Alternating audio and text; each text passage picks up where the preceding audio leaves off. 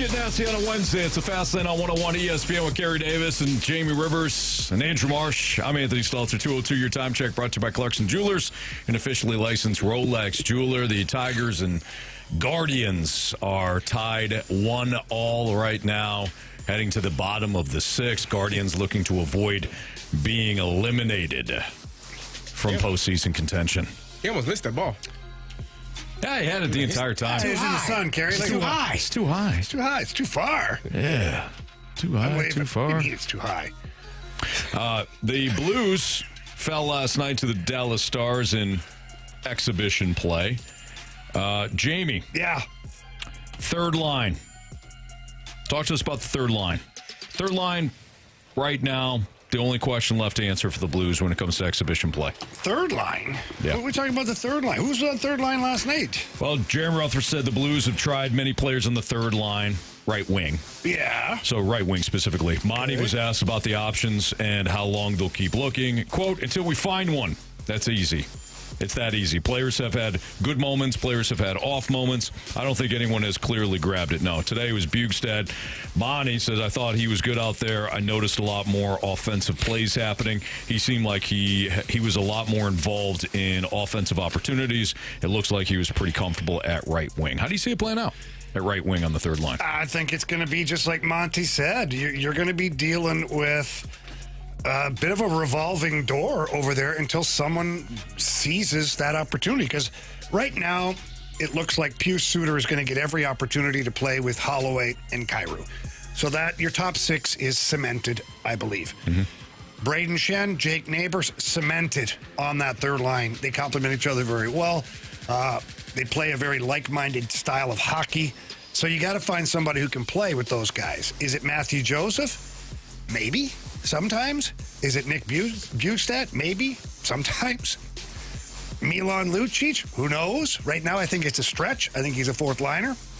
But somebody's got to step up. This is what we talked about for years. Find out what the team needs and become that player. Yeah. Like, Alexander Texier has more skill than half of the roster. Speed, stick handling, shot. I mean, everything. You look at him as a hockey player, you go, man, that's what I want to be right there. And then you put him in a game situation, you're like, what? Where'd he go? I haven't seen him in a period and a half, and he's actually playing. And this is what, used to always say in the locker room, if they haven't said your name on the broadcast in a period and a half and you're taking a regular shift, not a great night for you. Means you haven't done anything. And especially as a goal scorer or a guy who's supposed to create offense, got to do something. So for Texie, my advice to him would be, go do something of like a value to the team. And so we'll see how that works out. Matthew Joseph, I think he's doing exactly what he needs to do. He's working his tail off. He's playing with speed. He's getting physical out there. He's bringing he's bringing the maximum amount of game he can to the lineup. This Bugstad's an interesting thought. He's a massive human being. He's like 6'6", 230.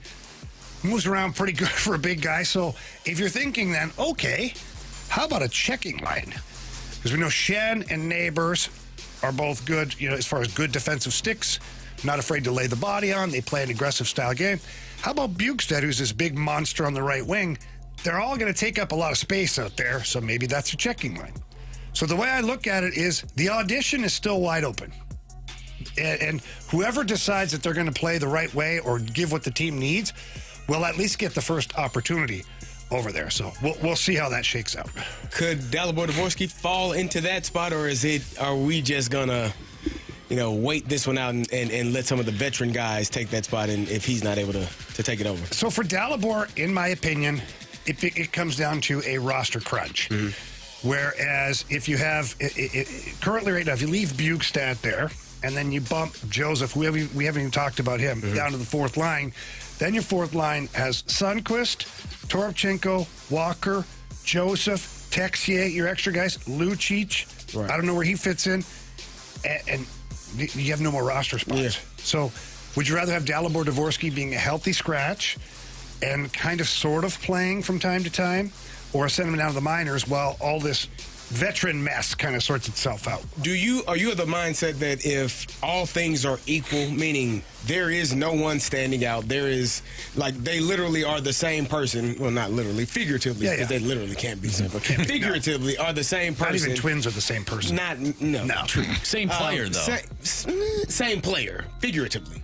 Okay, yeah. Do you go with the younger talent because there's more upside and you think that maybe he could project into something better than what you know of these older guys? So maybe that's a mentality. My mentality is the young guy has to push the old guy out of the way. Gotcha. With how good they play. Like, you're so good that they can't hold you back anymore.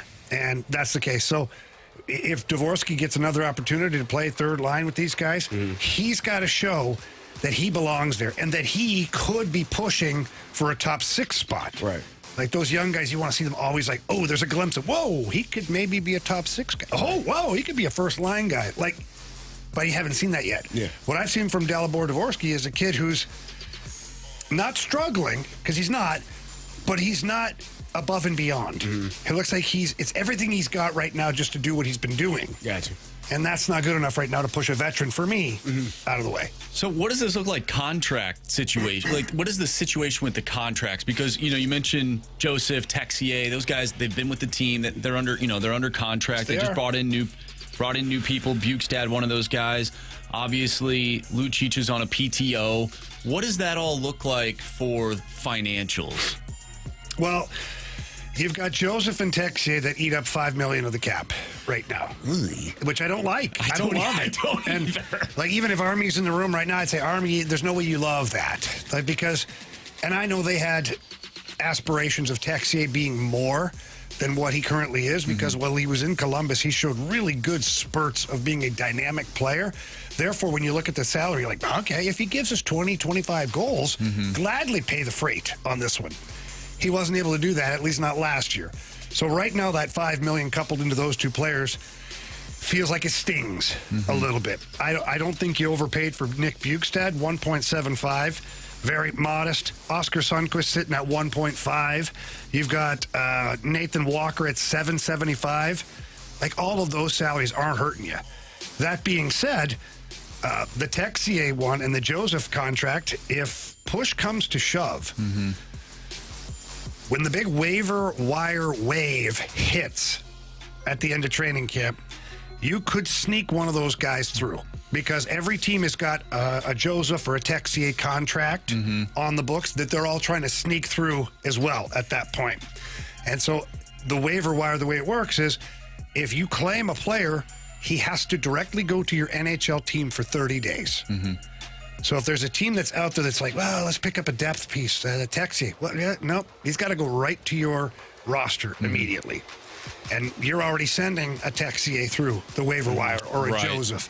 So if Army's going to get creative and try to, maybe get a little bit of cap relief. Now, with contracts like that, they no longer allow you to bury the full amount. Anything above like $1 million and change, I forget the exact number, but it's right around $1 million, you can get that for cap relief, but you don't get the whole hit. So that a guy who has a bad contract doesn't get buried in the minors, because that's a big cap relief thing. Sure. You're getting down to the wire right now, and this is when the guys I've already talked about have got to step up and do something. Like Oscar Sundqvist, I love him. St. Louis loves him. But he's in a battle right now. If he wants to be the fourth line centerman, he's in a battle. He has to go out and show what he can do. And we didn't even talk about Lucic. He'll fall into that 7.75. He'll play for league minimum, maybe have a few bonuses that bring him up to like $1.5 million, kind of like Ryan Suter did last year. And the way I'm looking at it, guys, I honestly feel like it's Lucic's job to lose at this point. Oh, wow. And I don't mean like on a specific line. He'll make the roster.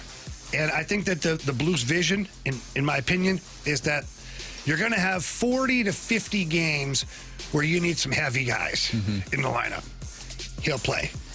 You'll have 30 games, 32 games, whatever's left, where he doesn't have to play. Yeah. And Lucic is 37 years old, be 38 years old before the season's over. What does he care? This is a second chance for him to finish his career the way he wants to. And the best part about it is, then he knows exactly what his job is. So if Monty taps him on the shoulder, says, you're going tonight, he knows it is go time. Good, because you're going. He's going to be a grumpy son of a you-know-what out there. Like, I was talking with Nathan Walker, and saw he was on his line today, and I said, hey, kid, you got one job tomorrow night. Say, oh, yeah, what's that? I go, you get the big boy in a fight. He goes, well, what do you mean? I go, just run around and hit everybody. Take prisoners. Said just run, do whatever the hell you want, and you force a big boy into the dance at that point. Nice. Blues and Senators. Tomorrow we'll have the pregame for you at 6 o'clock. Puck will drop at 7 right here on the Blues Radio Network. It's Fastlane on 101 ESPN. Have analytics already cost one team this MLB postseason? Carey thinks so. That's next on 101 ESPN.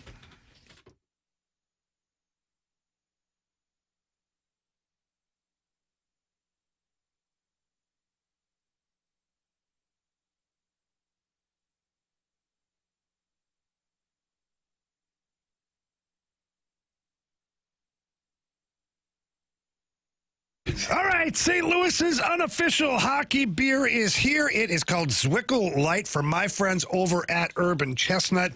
And let me just tell you, it is awesome. It's everything you're looking for in a light beer. And it's brewed here locally by St. Louisans over at Urban Chestnut.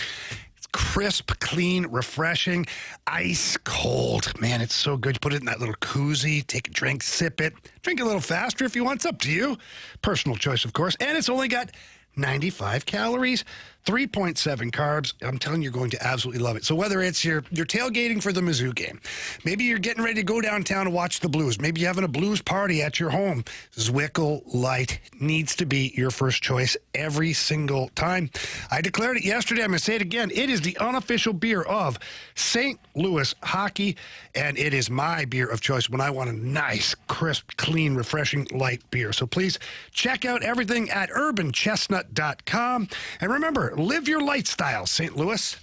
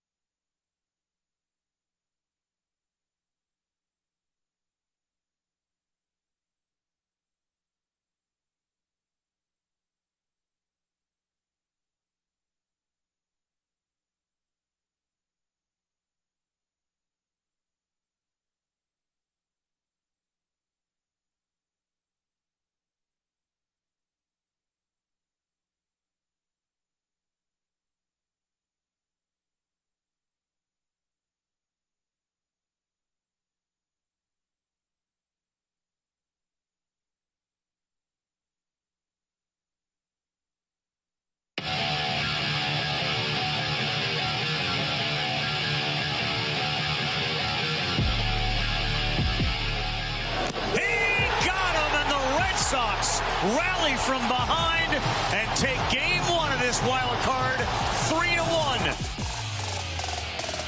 It's a Fast Lane on 101 ESPN. You heard that last night. Yankees were able to load the bases in the bottom of the ninth, trailing 3-1. There were no outs against Aroldis Chapman. And yet they came away with exactly 0 runs. Yeah. Stanton was set down. Chisholm was set down. And there was another Yankee that was out too. You remember off the top of your head, Marsh? I think it was Trent Grisham. I think you're right. Grisham struck out to end the game. That was the call. John's brother. Yeah. Not so much. Cameron Maybin, former Yankee, former Tiger, former Marlin, former a lot of teams. He was fuming over an unacceptable Yankees treatment of Jazz Chisholm. So the situation in New York last night was that when Chisholm was speaking to the media last night, there was some frustration there. And Maybin said, I'm not even mad at Jazz. He should be pissed. Maybin posted later Tuesday night. The man just had a 30-30 season and then gets treated like a platoon player. It's unacceptable. The third player in Yankees history to achieve a 30-30 season, joining Bobby Bonds and Alfonso Soriano. The Yankees chose to start Ahmad Rosario at second base over Chisholm, opting for the right-handed bat, who entered the game 6 for 9 with a homer against Garrett Crochet, who, of course, started for Boston. Jose Caballero started at third base over Ryan McMahon, who posted a ghastly 534 OPS against lefties this year. Chisholm actually held his own against lefties, hitting 248 with a 733 OPS while posting a 31-31 homers and steals season, adding to the controversy to the decision. Carey, you saw this and wanted to go the analytic route. Yeah, because that had to be the reason why you went with Ahmad Rosario over Jazz Chisholm. For me, I am a firm believer in go with who got you there. You got to go with your best players. Jazz Chisholm batted 242 this year. He actually hit better against lefties than he did against righties. He was 248, and not now. I know that's not outstanding, but he was a better hitter against lefty pitching than he was against righty. And I get it. You want to go with the numbers. But what about the guy that played his ass off all year long? What about the guy that, as Cameron Maybin said, there are only 3 guys in the history of your storied franchise that have 30-30 seasons? He's one of them. What about him? Why would you sit him on the bench for a guy, granted, better stats against that pitcher, but he only been there, 14, 15? He ain't even been there all year. Like, you go with the guy that got you there, the guy you dance with the partner you came with. And if you're going to lose, I would rather let me ask you, how did Rosario do last night? Not great. Yeah, he went over. Yeah. Right? So it looks even worse. Now 6 for 12. Perfect.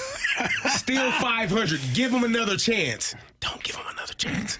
Go with the damn person that you've had playing for your team all season long. Jazz Chisholm, as Cameron made, he's not a platoon player. So why would you treat him as such? To me, you deserve to lose. And I'm sorry, Mr. Stalter, your team deserves to lose in the playoffs. That's a dumbass decision. I don't think, man, come on. I don't care about lefty versus lefty, righty versus lefty. The analytics of baseball at times, it gets out of hand and it drives fans mad. It drives viewers mad, people that are just trying to figure out, you're going to watch the game. Well, Jazz Chisholm had a really good, whoa, he's not playing? Well, what's happening? Why isn't Jazz Chisholm playing? Well, sir, actually, they got a lefty pitcher pitching. He's a left-handed batter. Mm-hmm. So analytically, you don't really want to have the lefties batting against the lefties. So, Carey, let me just look. I'm not a big supporter of all the deep analytics either, but just ask you a question. You have numbers. We call that information. I'm not going to call it analytics because you and I, we're on the same page. It's information. It is. So if the information tells you that a certain player is weaker, he's weakening your team in a certain situation, like why would you override that? Because I trust my guys. Okay. And so if I have a guy that has been playing all year long and been playing at a high level and he's a starter for me, why would I sit him on the bench? What if Jazz Chisholm tells you, Coach, lefty. Do you think Jazz Chisholm told him that? I don't know. Jazz Chisholm's good a weird and damn dude. well. You know, he's a different bird. Jamie, you haven't scored on this particular goalie ever. Yeah. You going to go don't have tell to the rub it coach? in. No, I'm just. You have to rub it in. You telling coach, coach, I probably shouldn't play this Well, game. if coach is picking me to go score the goal, I'm just he saying. probably should be fired. Maybe, because but the analytics do work in But this case. are you going to tell him I shouldn't play this game? Because Mario Lemieux, I don't play defense against him very well. I don't know. I never really got a chance. I get it. You're not going to tell him that. I know. Gamers want to play, and your best player should never be on the bench. But I think there's an argument in these situations, and Anthony, you can chime in because I know you feel a certain way about this, but in situations that work or fail, when analytics is referenced to, you're the hero or the zero in that moment. Because if you use the analytics and it doesn't work, well, the gut feeling, you got to go with your guy, like you said. But then if you go with your gut and it fails miserably, and you got a batter that's sitting there that bats, I don't know, 325 against left-handed pitching, then the media's going to be like, why the hell didn't you put so-and-so in? I think you'll always, and this is my opinion, and obviously that is, but I think you're always okay if you go with your guys and they don't succeed. If I don't go with my guys and they fail, we got a real problem. Why the hell was that person, your all-star second baseman, third baseman, center field? He didn't play at every damn position this year, but he was also an all-star. Why is that guy sitting on the bench? He's in the home run derby. You picked him. Good job. I did. He did. Yeah. But why is he on the bench? If Rosario goes 3 for 3, you look like a genius. If he goes over 3, you look like a dumbass. Mm-hmm. But you still have, if Jazz Chisholm is playing, no one's going to question that because he's an all-star second. He's an all-star player, and he's a 30 for 30 player for your team this year. I don't think anyone questions that. I think the bigger mistake last night was, if we're talking about Aaron Boone and his decision-making, I think the bigger decision last night was that you had Max Fried rolling. Oh, yeah. He was at 102 pitches. How many strikeouts? 6. Oh, you got your... How'd you guys do? I didn't do great. I had the Yankees over. I had 3 of the 5. But the Yankees lost. Sort of the Reds. That's the one that got me. I think I got 3 out of 4. Had the over in the second game. Mm-hmm. Freddie, I don't know if Freddie Freeman did actually.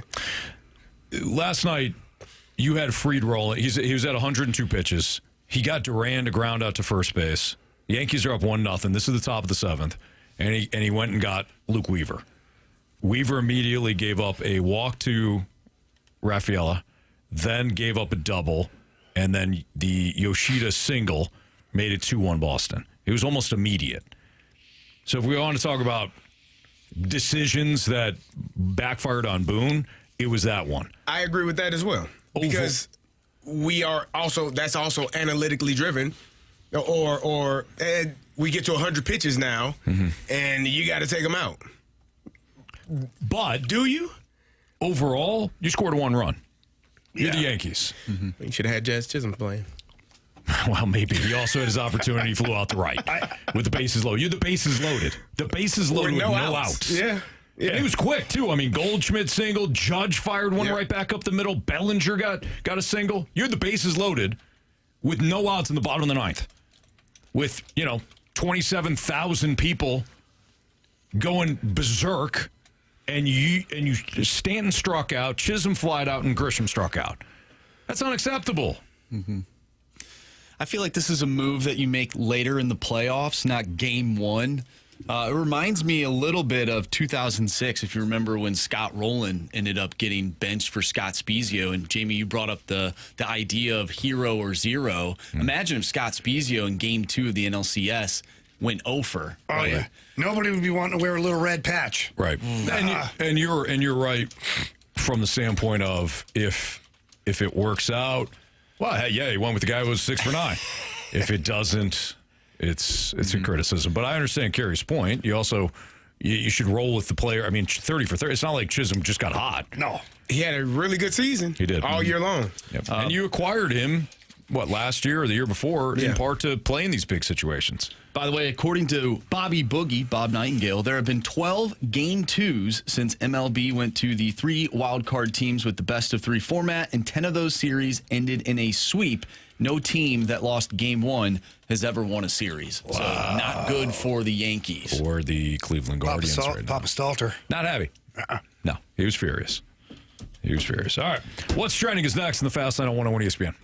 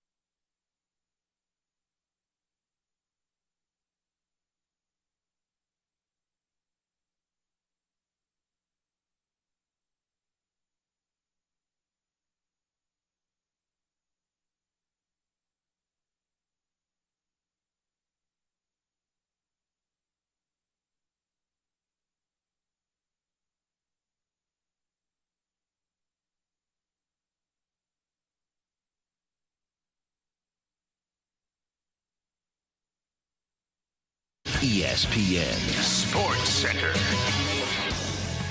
I'm Andrew Marsh. It's time for a Sports Center update driven by Johnny Londoff Chevrolet and Johnny Londoff Autoplex. The Blues fell to the Dallas Stars last night. Preseason game, final score 5-3. The Blues will be back in action tomorrow, taking on the Ottawa Senators. Pregame starts at 6.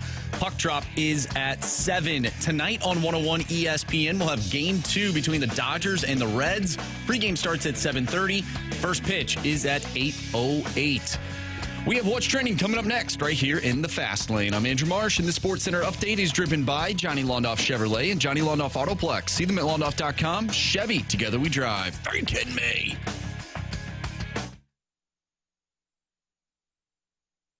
What are the hot topics in the sports world? What in the wide world of sports is going on here? It's time to find out with What's Trending? Brought to you by Elite Comfort Experts. Heating and cooling with no gimmicks, just guarantees. EliteComfortExperts.com. Welcome back to the Fast Lane here on 101 ESPN with Anthony Stalter, Jamie Rivers, and Carey Davis. I'm Andrew Marsh, and it's time for What's Trending. Gentlemen, congratulations on a great career for former Blue Eric Johnson. He was drafted by the Blues in 2006. First overall, he has officially retired from the NHL. That's a heck of a career for him, and he went first overall, so there's a ton of pressure on a kid like that. Came to St. Louis, and he had the very infamous golf cart accident that sidelined him for a little bit. And then ultimately, he played well here, but ultimately found his groove in Colorado for an extended period of time. Played very well there, won a cup there. So, heck of a career, man. Great dude as well. So, congratulations to him. More NHL news. Luke Hughes of the New Jersey Devils has signed a 7-year, $63 million contract. That is a average annual value of $9 million. When we look at Luke Hughes, and we know that Philip Broberg is a defenseman, a young defenseman that we want to have here in St. Louis for a long time.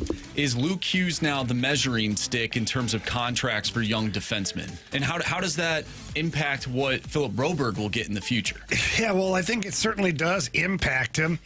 Last year, I said on these very airwaves, if I was Army, I would offer Holloway and Broberg matching 8x8.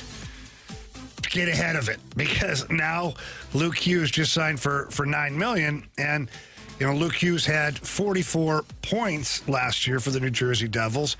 Let's see here, played 71 games, which that's good. He played more games than Philip Broberg, because Broberg had the knee tweak there. But when you look at overall production, age, all that stuff, Philip Broberg is right there. Philip Broberg had 68 games, 29 points.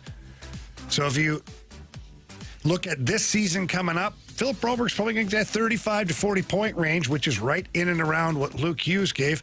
So do I think he's worth $9 million right now like Luke Hughes? Probably not. And I think the last name helped Hughes out. His brother plays on the team. He's the number one player on that team. And obviously Quinn Hughes is one of the best defensemen in the NHL. So that doesn't hurt. But I think Philip Broberg, I'll stand by it. It's going to be $8 million or more per season for Philip Broberg. Mm-hmm. Guys, this is interesting. Switching to college football here. Ole Miss coach Lane Kiffin said dynasties are over in the SEC after the league added Oklahoma and Texas, and recently announced it will play a 9th conference game starting in 2006. He told ESPN, you're going to have really good teams going 8-4 because we're going to play 9 conference games, including 5 on the road. The conference has never been this balanced, and it never used to have Texas and Oklahoma, 2 top 10 teams and 2 of the hardest places in the country to play. My concern for the programs, and for the coaches is that fans aren't going to be able to get used to the numbers being different, the wins and losses. If you're a program that used to be a 9 or 10 win team and you go 7-5, your fans are going to think the team is terrible and the coach is terrible, but you might have lost 4 road games at Georgia, Florida, LSU, and Alabama. What are your thoughts? Do you think dynasties, do you think we've seen the last of dynasties in college football with the conference shift, with everything that is happening with the college football playoff, this new era of college football? Yeah, it happened a couple of years ago when Nick Saban retired. It's been done. It's over. So let's just play a game for a second. Nick Saban returns to whatever. Pick your school. LSU. He returns to LSU. Do you think Nick Saban's still able to put together a dynasty? Because his last season with Alabama, Nick Saban was already complaining about not having the advantage he used to have because of NIL and transfer portal and all that stuff. No, I don't think he does because of what you just said. I joke with my some friends about, we used to say that when the SEC players came to the NFL, they took a pay cut. It's kind of a running joke. That wasn't really pretty accurate. Yeah, okay, right? So now that everyone's getting paid, it seems that it's wide open for everybody. I don't know. Coincidence? Maybe. Maybe not. Not a conspiracy theorist or anything. I just think it's funny that, Big Ten's won the national championship the last 2 years and NIL is booming all over the country. Pretty interesting how that works. Yeah, I think dynasties are over too in college. In college football, I do think that your blue bloods, so to speak, are still going to win because those are the teams that are still getting. They're also going to be pounding the snot out of each other. Very true. That's Lane Kiffin's point. You're absolutely right, Jamie. So I do think that. Look at last year's postseason. We fell in love with Arizona State's story before the season or before the postseason. Maybe we fell in love with Indiana's story, but who won in the end? It was the program that had as many or more 5-star recruits than any other team. So I do think that the Blue Bloods continue to win, but I think it's more difficult now to create a dynasty because there's more parity. Georgia's another perfect example of this. Look at what Georgia has. I mean, they won the SEC last year, and yet we kind of forget that because of the playoffs. Yep. This season, they entered the year kind of flying under the radar, and I think in large part, not because they don't have the talent, but their coaches got plucked a couple of years ago. Dan Lanning wound up going to Oregon. Dan Lanning was their TC, and their OC was Todd Monken, who's now the offensive coordinator for the Ravens. So they, Kirby Smart hasn't done as great of a job of replacing those guys like Nick Saban used to do. And now, again, it becomes more difficult because of NIL and parity around college football. If there is a team right now in college football that you believe could end up becoming a dynasty in this era of college football, who would that be and why? I'm going to say Oregon. I was thinking the same thing. The only reason I say that is because they have all of that Nike money that just keeps finding its way back to the program. And whenever they need a boost, the guy from Nike seems to show up Phil Knight for home opener, and he's got a check in hand. Here you go, guys. Go get me a quarterback. Go get me a running back. Go get me a championship. That's why I say Oregon, because to me it's streamlined, like Nike money's for players. I would still say Ohio State, just because they're constantly getting those 5-star recruits. This almost looks like an old Ohio State team, by the way, where they've got just dudes everywhere and then a quarterback that can manage the game. So I would have to go with Ohio State. Plus the Big Ten. The Big Ten is better at the top than the SEC, but the SEC is deeper. I like that statement. Ohio, the top teams in the Big Ten are better than the top teams in the SEC, but the SEC is deeper. It has more teams. That are better, top to bottom. I don't know what team or what program. Like I said, the fact that you're able to spend up to a certain amount, well, it's getting to that point where you can spend to a certain amount. I think any team can essentially have their roster set up to be a championship program. So I don't know if we're going to see a team, even with Oregon, like they still lose players in the transfer portal. Like they still have guys that are in and out. So I think every program is going to have to deal with the transfer portal. You're going to have to deal with NIL money and trying to match or meet what other programs are willing to pay your current players and pay players that you're also trying to recruit. Like it was funny. I can't remember the kid's name. He had committed to Oregon. He jumped in the pool. Him and Dan Lanning jumped in the pool talking about I committed. And then I saw a few months later, he committed to another school. I think it was to Texas. We jumped in the pool together. I think he's a Does that mean linebacker. something to you? I gotta find it, but he literally jumped in. Him and Dan Lanning. He's at the pool. Yeah, I'm committing to Texas. I'm committing to Oregon. He pans the camera over. Dan is sitting next to him. They jump in the pool. Hooray! And then I see on the internet he committed to Texas. I think later. You dirty. It doesn't matter, man. That's dirty. That's not great. I'll find it. It comes with the territory. So, yeah. Man, it just must be tough trying to build these programs when these kids are so non-committal all the time.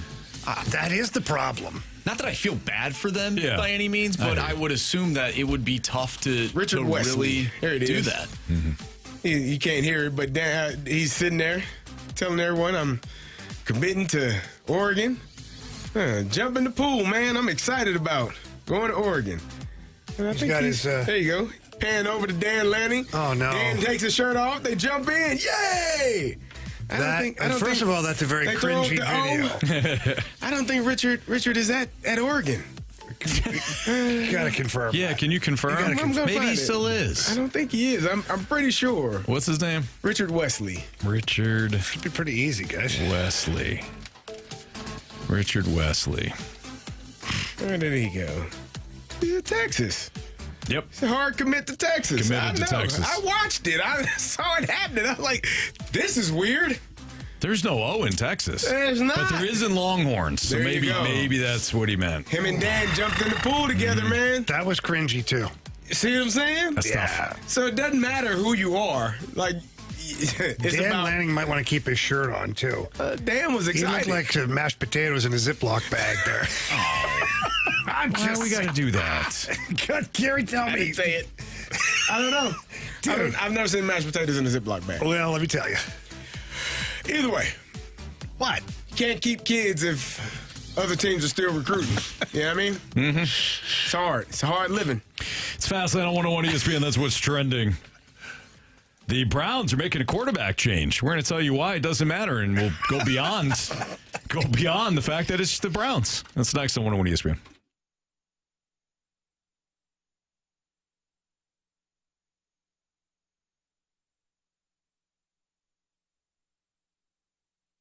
Underdog Fantasy, that's where you can make all your selections all season long in the NFL. You get paid off for your hunches, basically. So if you feel like you know the matchups in the NFL, when I'm talking about matchups, I mean player matchups, you know that a quarterback is either going to have a great game or a horrific game. Just go to Underdog. Get paid for it. Playing on Underdog's easy. Choose whether or not those players that you choose will go higher or lower on their stats. So passing yards, passing touchdowns, rushing yards, receiving yards, receptions. They even got fantasy points. I love the fact that if you're already playing fantasy football, you can go to Underdog and choose whether or not those players are going to go higher or lower on their fantasy numbers. Get your entries right, and you can win up to get your entries right, and you can win up to 5,000 times your cash, and you could play for as little as $1. So you can put $25 in for the year and have that almost last you the entire year, depending on how much you're playing. When it comes to Underdog, download the app today or go to their website. Sign up with my promo code Anthony. So it's just my first name, Anthony, and you're going to score $100 in bonus funds or entries when you play your first $5. Again, just use my promo code Anthony. Underdog, make plays, win money. Must be 18 or older and present in Missouri. Terms apply. See assets.underdogfantasy.com/web/play and get terms. _DFS_.html for details. Concerned with your play, call 1-800-GAMBLER or visit www.nspeedgambling.org.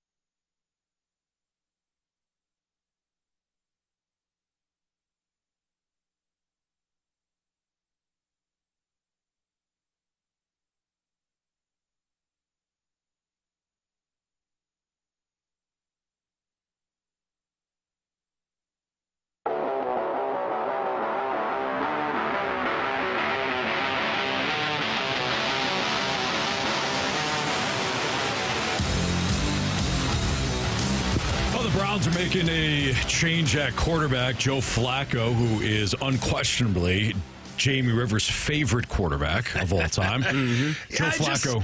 I like the old grizzled dude that's just hanging around playing in the NFL for fun because they just keep calling him. Yep. And for a while, he's playing quite well. But Joe Flacco benched, and the Browns are turning to Dylan Gabriel as the starting quarterback. Here's why it won't matter. At all. Outside of maybe like a Jackson Dart first game, winds up running around a little bit and playing well. Cleveland's not a good team. In fact, Cleveland's got... It's kind of a situation. It's almost the same situation as the Giants. The Giants have a pretty good defense. They have a rookie running back who has shown flashes, but ultimately it's not a very good team. So I don't think this is gonna matter. Plus, Dylan Gabriel's gonna have, unlike Jackson Dart, who's got a couple of grizzled veterans behind him, he's got Shadur Sanders behind him, and everybody's gonna ask constantly if Dylan Gabriel, every time he throws a poor pass, when Shadur's coming in. So I don't see this working, but. Do you guys have a different take? Well, they obviously had to go in a different direction or wanted to go in a different direction. Joe Flacco was a stopgap. He's a guy that came in and was brought in to do exactly what he just did. Hopefully, and I'm sure that they were hoping it could last longer than 4 weeks, maybe 6 weeks, maybe 8 weeks, maybe until, the quarterback that you're paying $250 million to gets back and is healthy in Deshaun Watson.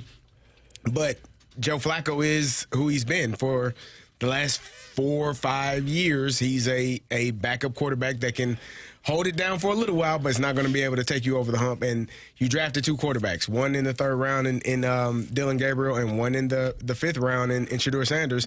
And it's time. Mm-hmm. You got to see what you got. And Dylan Gabriel's going to get all the opportunities, I'm sure. They have a pretty decent offensive line, so the protection part of it shouldn't be a problem. You talked about Quinshon Judkins, who they drafted in the 2nd round as well. He's been a really good running back, slow in the first week because he missed all the training camp, but has had a couple of really good weeks here in the last couple of weeks. So they have some of the pieces if Dylan Gabriel can find receivers downfield. Now, if he makes poor decisions and you go this route for a couple of weeks, now you're going to be looking at Shadur and saying, maybe it's his turn. We already know what Joe is. We've seen in these 2 or 3 weeks what Dylan Gabriel is. Shadur was the one that was probably highly touted, he was the one that was highly touted to be drafted in the 1st round and slid to the 5th round. I don't know what the answer is going to be. I'm sure the Cleveland Browns are hoping, but with all their heart, that Dylan Gabriel performs well and they don't have to answer these questions in 3 weeks. Sure. Because if not, Shadur there's going to be a lot of questions about, okay, what's next? Mm-hmm. Yeah, and he may mime those answers back to the media. He might. It's what he did today. By that time, he won't. He'll be talking. Yeah, I told you guys that today, and for our listeners, Shadur was being asked questions regarding the quarterback situation, and he didn't want to get himself in hot water, so he didn't use volume. He lip-synced the words to whatever he was answering, like a mime, because he said that's weird. Well, he just said that no matter what he says, it's going to get twisted in a way that make him look like a bad teammate. Is he right? Possibly. But then you just take the high road and say, hey, look, man, you guys should be talking to so-and-so. It's a big moment for him. We're happy for him. He works really hard. Right. Boom. Whatever the case, the Cleveland Browns they're a disaster. They're an absolute disaster. Like epic proportion. Think of the worst franchise in sports, and they're well beneath the Cleveland Browns. They've got Deshaun Watson, who they're still paying guaranteed money to. And by the way, go back and look at that trade. The Texans are like, terrible. Thank you so much. It's terrible. So the Browns have Deshaun Watson, who they paid the highest guaranteed money in the history of the game. He ain't even playing. Now you got Joe Flacco, who's 57 years old, who's just happy to be getting a paycheck from the NFL and keep playing. You had him as your starter. Then you drafted 2 young guys in the draft that came up. Now you're going to 1. You got the other guys. Like, what a disaster. It's a disaster. So I don't even know what to think. I don't think that their quarterback problems are solved. I think that in 2 games from now, you'll see either Joe Flacco back under center or Shadur Sanders, you're next up. They're just going to keep going through it. I don't think we see Joe again. I just don't. I think it'll depend on how much they want to defer. If they really don't believe in Shadur Sanders, then we'll see Joe again. They should cut him. I'm not disagreeing with that kid. You drafted him. He's on the roster. If you don't believe in him, I mean, what the hell do you have to lose? I hope Dylan Gabriel performs well. If he doesn't, and you go through 2 to 3 weeks of nonsense and he's throwing the ball to the wrong colored jerseys, it would make sense that you give Shedeur Sanders a chance. I agree. But this is Cleveland Browns. This is what they do. They find a way. Vintage Cleveland Browns. This is what they do. Yeah. Factory of sadness. That's correct. Mistake by the lake. Mm-hmm.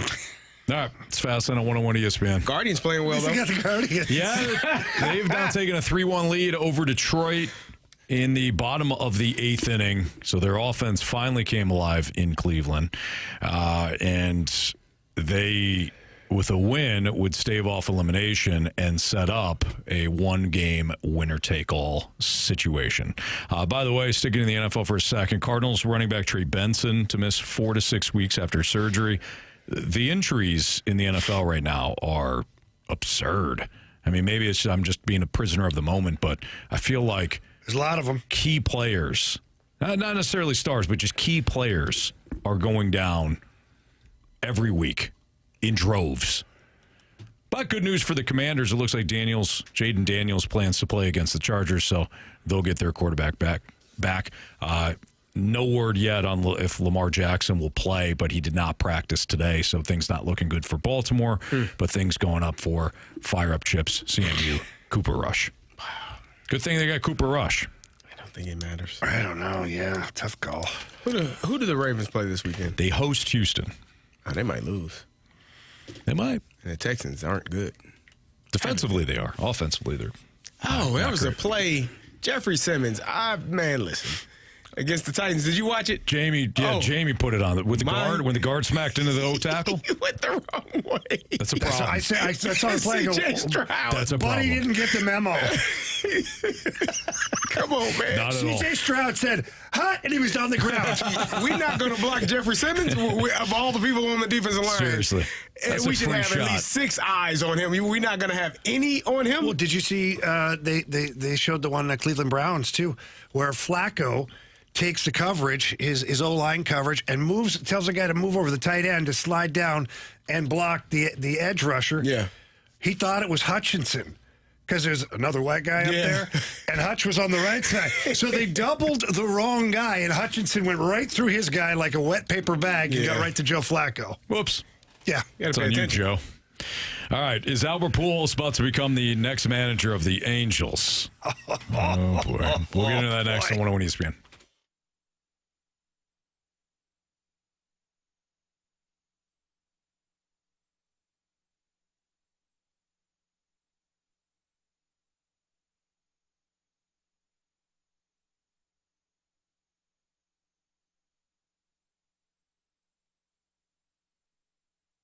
Selling your home can be quite the ordeal. You want to make sure that you're doing everything the right way, whether it's fixing things up so that the curb appeal is better, or updating certain things to make your home look better when it's on the market, or it is sometimes just as simple as knowing the right price for your home.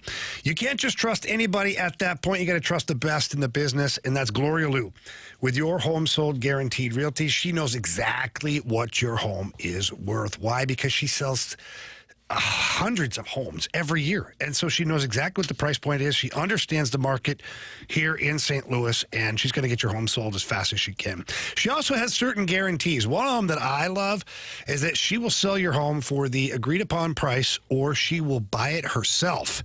That's how confident she is that she can sell your home. So please pick up the phone, give her a call, tell her Jamie Rivers sent you in. Her number is 314-325-6888. That's 314-325-6888. Or you can always visit GloriaHasTheBuyers.com. But remember that Gloria and the seller must always agree on the sale price as well as the possession date.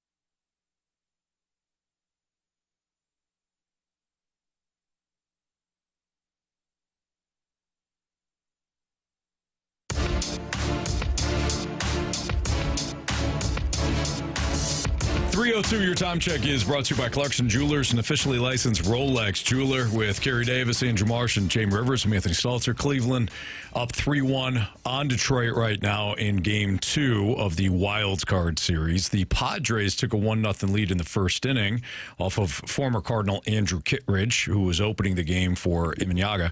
Imanyaga now in, and it's still 1-0 as the two teams head to, I believe, either the top of the third or top of the fourth. Here, let me get that for you here in a second. Still holding top of the fourth. Thank you, Carey. So that's the action right now. Otherwise, in Major League Baseball, one of the bigger storylines or headlines is that the Angels of Anaheim, California, are interested in former Cardinal and former Angel Albert Pujols to be their next new manager. So the Angels may look to a very familiar face, according to Sam Blum, Katie Wu, and Ken Rosenthal at The Athletic, to become the next manager.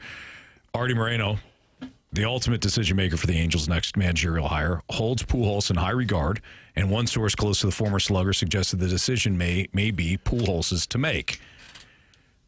Pujols, 45, spent a decade of his legendary 22-year career with the Angels and is currently on their payroll. The slugger inked a 10-year, $10 million personal service contract as part of the $240 million deal in Anaheim before the 2012 season. So, do you guys, and we all know how the Cardinals fans would act, or a large portion of the Cardinals faithful react, if the Cardinals don't get Albert Pujols because he becomes the Angels manager. But do you guys ultimately see this working out for the Angels? Because as much as we love Albert Pujols, that has been, since Mike Scioscia has not been their manager, that has been a place where managers' careers go to die. Yeah, it's not a great roster. It really isn't. I mean, how much longer does Rendon have there? Oh, boy. Playing make-believe. Yeah, probably 10 more years. Yeah.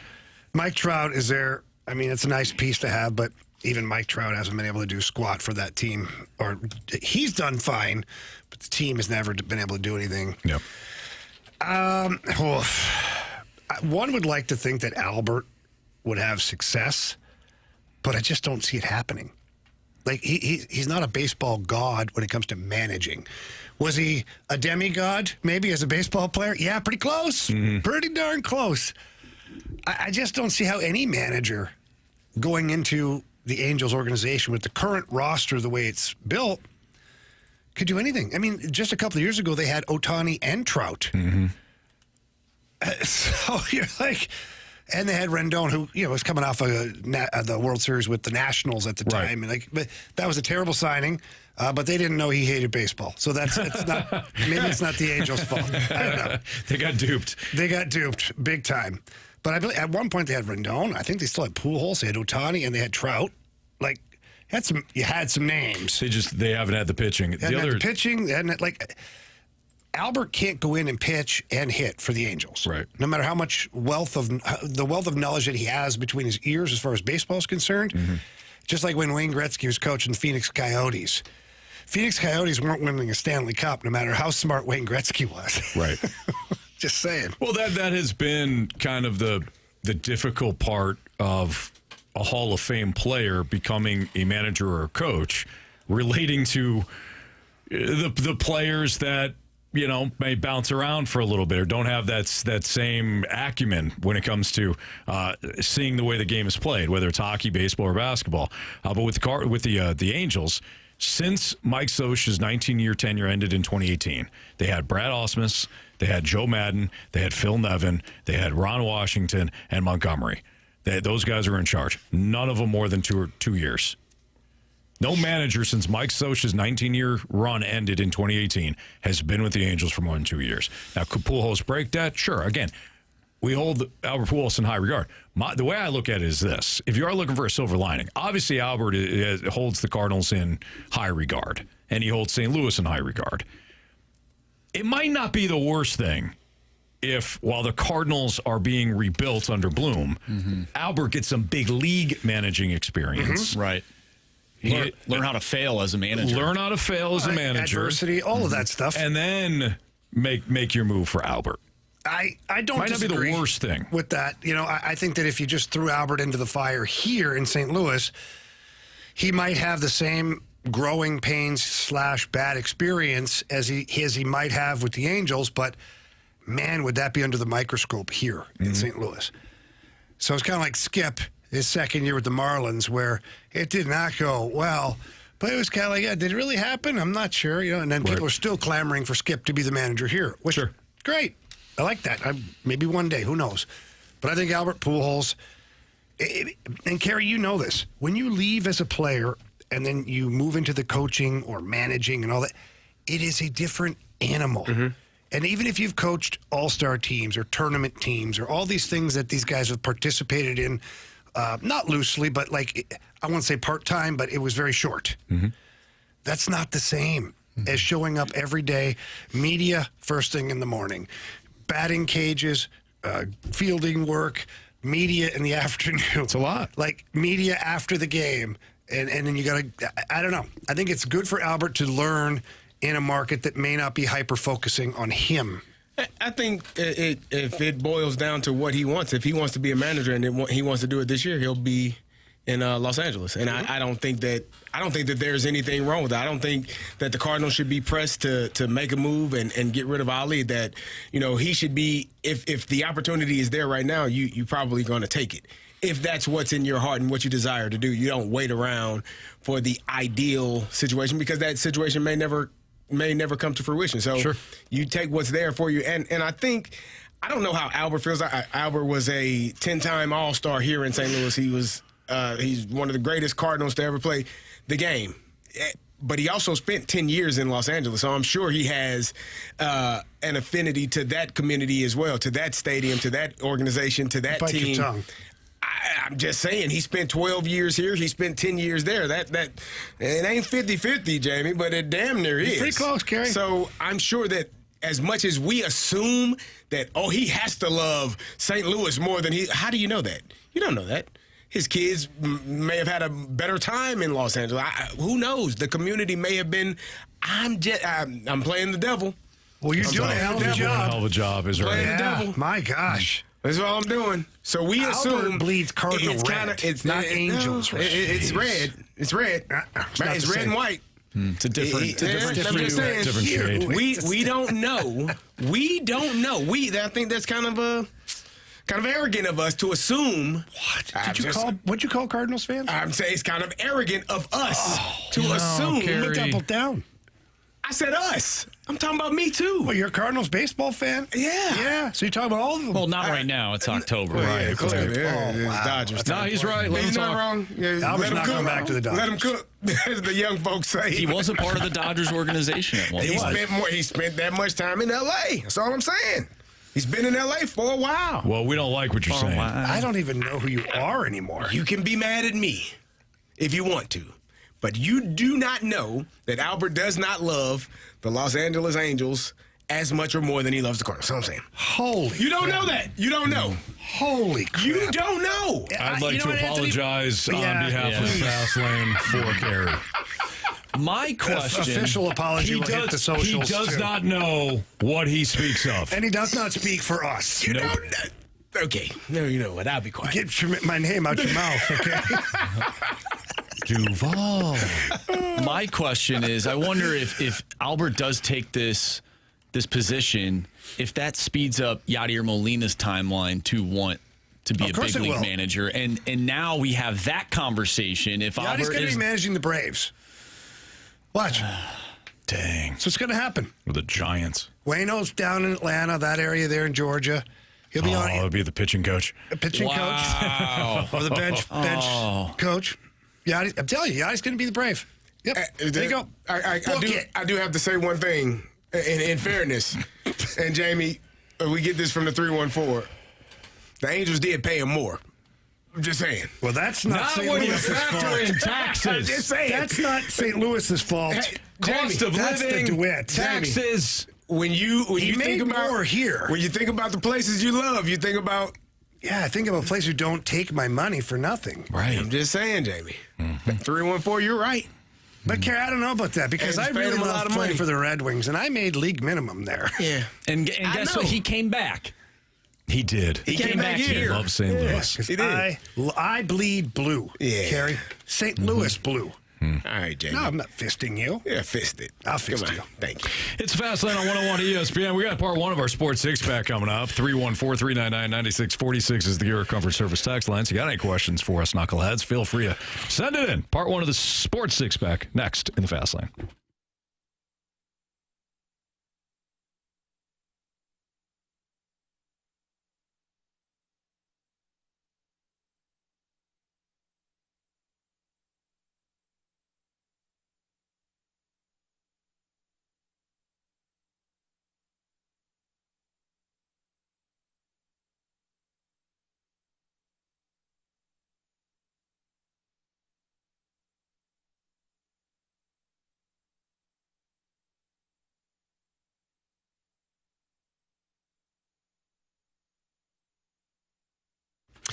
E&B Granite, they are the best in the business when it comes time to remodel your kitchen, your bathroom, those outdoor living spaces. Man, they take great care of you. I remember doing my kitchen, and I walked into the showroom down at 6135 Manchester Avenue. The in-house design staff asked me, "Hey, what do you want to do?" I said, "Well, I want to modernize my kitchen. I want to make it look a lot better." They said, "Well, what are your ideas?" I don't know. I need your help. And that was the best thing I did, is ask for help. She walked me through the entire process. We went in the back and walked the aisles of countertops that were there. I settled on soapstone. It was a beautiful piece for the kitchen. The backsplash was fantastic. Cabinets were way better than I thought, for a great price as well. All of that just because I went down there and asked for help. And E&B Granite, they take pride in making sure that you are a satisfied customer over and over again, and that you tell people about them. I mean, that's the biggest thing you can do. Biggest compliment to a company is telling someone else how good they were to you.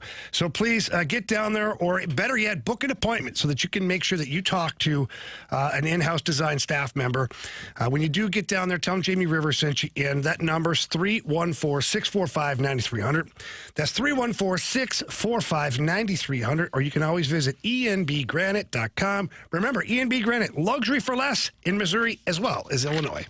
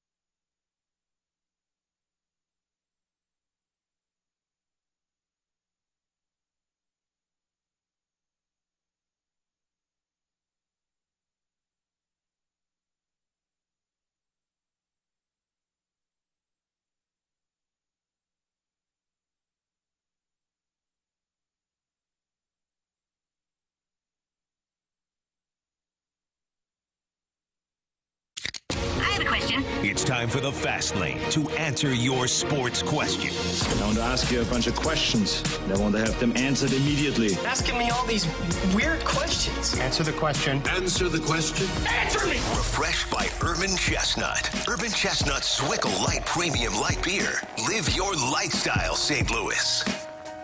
Time for the Sports Six-Pack here in the Fast Lane on 101 ESPN. Carey Davis, Jamie Rivers, Anthony Stalter. Here's question one from Andrew Marsh. Question number one. All right, Grant Francis fan club wants to know, has Otto Stenberg leapfrogged Dalibor Dvorsky on the depth chart? I don't know about that. He's only played 2 preseason games. It's pretty tough to leapfrog somebody with such a small resume as that. Dvorsky played better than Stenberg last year in the American Hockey League, so that would lead me to believe that Dvorsky's still ahead of Stenberg as far as the depth chart is considered. Time will tell, of course, but it's a good problem to have when you get 2 young guys fighting it out to be, better than the guy next to them. So a year from now, both guys would probably be in your lineup, which is great. Question number 2. From the 618, are the Tennessee Titans the biggest clown show franchise in the NFL? Cam Ward looks worse than Will Levis. Malik Willis at the Packers looked immediately more competent. Better team, better coaching. There's no secret there. It's what we keep talking about. Sam Darnold. Eventually, he got to a better team with better coaching, and he started to look more like the top 5 pick that he was. Baker Mayfield, same deal. He gets out of Cleveland, goes to Carolina. They run him out of Carolina because he's horrible. He gets to the Rams. He's there less than 10 seconds. Immediately looks like a better quarterback. He gets to Tampa, better team, better coaching, and now look at that dude. He's a baller. There's no secret here. If a quarterback can land in a better situation, better quarterback, or better coaching, better team, he's probably going to play better, assuming he has the talents. Now, you can't just take every 5th rounder and play that out. You got to go more for, top end first round picks, guys that have had a good track record. They have the traits, they have the intangibles. He's still all that matters first. But if Cam Ward doesn't have early success, then perhaps the Titans should build a better team and get him better coaching. Yeah, I actually like Cam Ward. I like his demeanor. I like the fact that he's not happy or satisfied with the poor play that they've been displaying thus far this season. I think he has the right temperament to be a leader and be a really good quarterback. You don't hear much from him. He just wants to play football and win games. And I think eventually they'll find a way to make some things happen. They were in that game. I think it was the Broncos a couple of weeks ago. They had so many drop passes where you're not going to win if guys don't catch the ball. So I think that right now, no, they're not good. Are they the worst team ever? No, it's the Cleveland Browns, man. I keep telling y'all that. It's the damn Browns. Just look at the history. Look at the legacy. They drafted 2 quarterbacks this year. They're playing one now. Probably play the other one. They paid a guy $250 million. He's not even playing. It's the Cleveland Browns. It's always the answer. Don't ask again, please. Okay. Wow. So quit asking. I don't disagree. Okay. Question number 3. All right, from the 636, if you had the chance to move any professional sports team from its roots and place it somewhere else, which team and which new location would you put them? It can be for any reason, such as spite to a city's fan base. You could just take them away. It could be anything. Is this easy? I would move the Dodgers to Maine. That is spiteful. That is uncalled for. Maine's nice, though, this time of year. Well, what do you have against Maine? And LA already has the Angels. So why don't you just share? And Albert Pujols. And Maine is a beautiful area. It is very beautiful. I hear. I'm going to go little reverse retro here, we'll call it. I'm going to take the Tampa Bay Rays and move them back to Montreal. Give me back the Expos. Love that. I mean, does the owner come with or was the it team? the Marlins that moved? No, it was the Washington Nationals. Yes, the Nationals. But the Rays were playing games in Montreal. Or they wanted to? They were threatening. They were trying to. Yeah. Well, take the Rays and let's just execute that. Well, we have seen this happen in sports before. The NHL. Execute the move. Listen, buddy. Don't try to deflect now. You pissed off Cardinal Nation. Don't come after me. Don't be mad at me. I didn't not pay the man.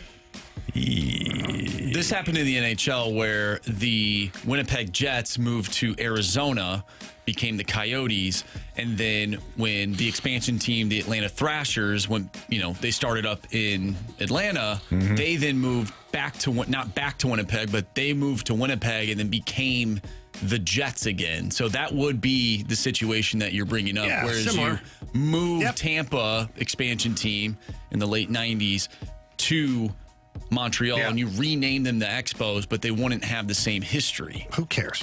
Give me the Expos. Can we get a football team? Well, what about the Cleveland Browns coming here? You want that? No, wait. No, you just said it's a freaking Are you factory of serious? sadness. He really doesn't like St. Louis people. He doesn't want Albert here, and now he wants to give us that factory of sadness. Sorry, question. Who the hell wants that mess? When the Cleveland Browns left, where did they go? Baltimore. How's that organization been? Great. Okay, so if the Cleveland Browns leave... Yeah, but they're not called the Browns anymore. They won't be the Browns here. If the Cleveland Browns leave a city, it's the city. It ain't the team. They left that city. They went to another city.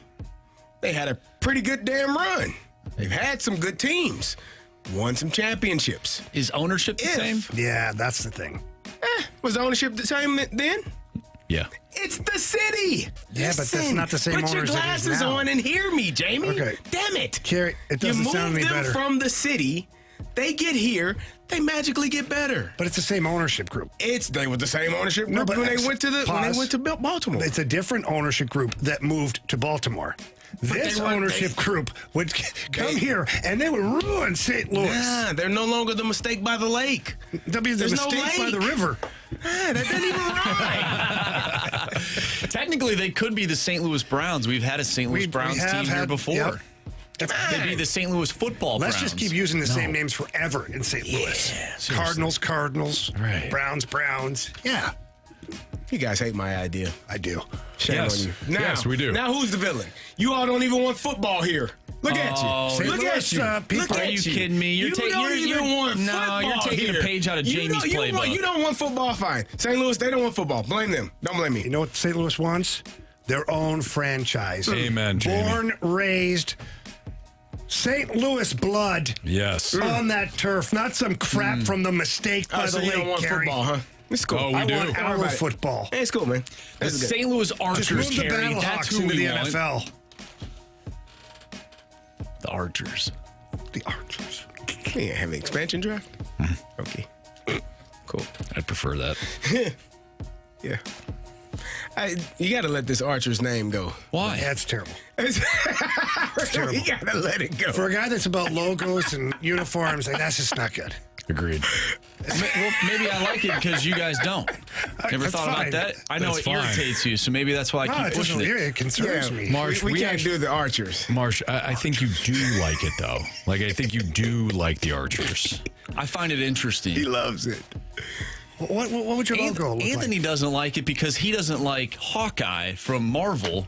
He thinks he's the worst superhero ever. That's why you don't like Archers. If you're calling in an Avenger, you ain't calling his ass first. And you know it. As soon as he runs out of arrows, you're done. For some reason, I don't know how, he never does. He's very He's got a selective. million arrows in that little thing of his. Very selective. What does your logo look like? Because your We've logo been through that. Have You know, we? yeah, he Is showed that- us. Yeah, it's got an It's arch like a in it. guy with a bow and arrow Under the on an arch? Yeah. Oh my What's, God. what are the, It's what not are the good. colors? Like blue and It was blue red. and orange or something like that. This is bad. Blue and orange? I think I thought it saw was maybe it was blue and blue red. and yellow or I something. thought it was blue and Boise red. State? It might have been blue and yellow. Terrible. So the Syracuse? blues? It'd be blue and yellow. I think that was So like that's the what they Rams call it. were. Yeah, I think so. It was AI. It was AI. I thought it was blue and red. We got to find it. I'm pretty sure it was blue and red. Okay. Show Jamie your mascot, your Archer mascot. I'm not tied to this team by any means. I'm looking it up right now. You just I don't like ruined it. it again. You ruined it for He him. needs to know. He was You started it. You're like, he was so excited. Here it is. I think this is it. Is it The blue and Archers? red? It is gold, blue and gold. Oh, that's awful. Are you serious? looks like a guy caught in a bug terrible. zapper. Could be worse. That's terrible. That's not great. You guys are the worst. You guys are the worst. I want you to hear us on this. We don't like it That's fine. at all.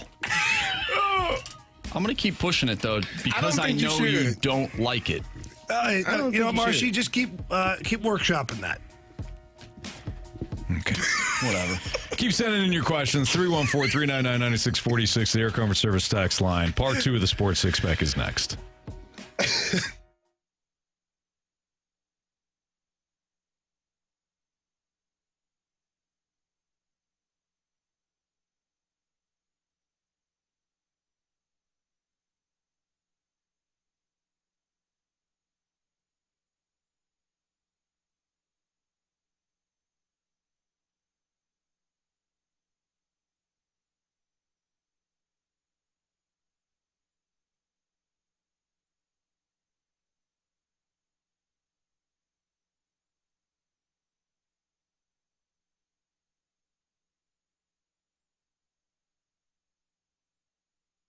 You got to check out Mosby Building Arts Out of This World sale. It ends at the end of the month, but you got some time to visit callmosby.com and schedule your free consultation, your free appointment. But here's why you have to take advantage of the deal before the end of the month runs out. If you've ever thought about redoing your basement, now's the time to do it. With Mosby Building Arts Out of This World sale, you can have a fully remodeled basement that starts at only $599 a month. So imagine a home theater, a game room, a private office, plus the added value of finished square footage.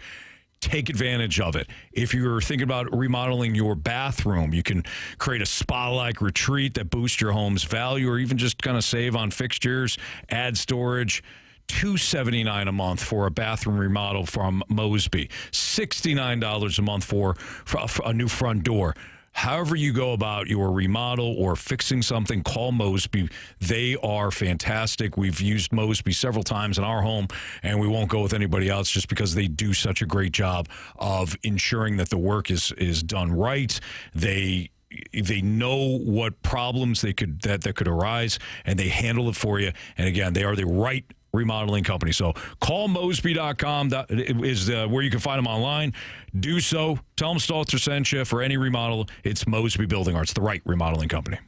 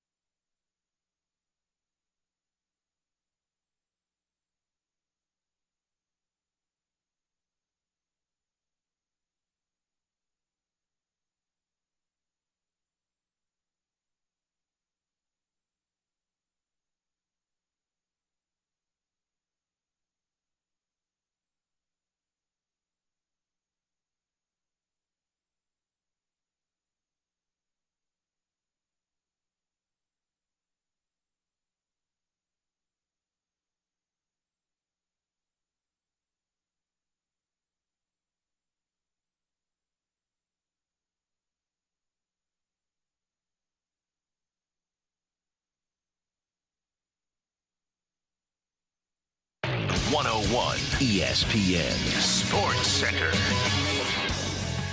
I'm Andrew Marsh. It's time for a Sports Center update brought to you by Saliga Heating and Cooling. The Blues fell to the Dallas Stars last night in their preseason game by a final score of 5-3. The Blues will be back in action tomorrow, taking on the Ottawa Senators. Pregame starts at 6.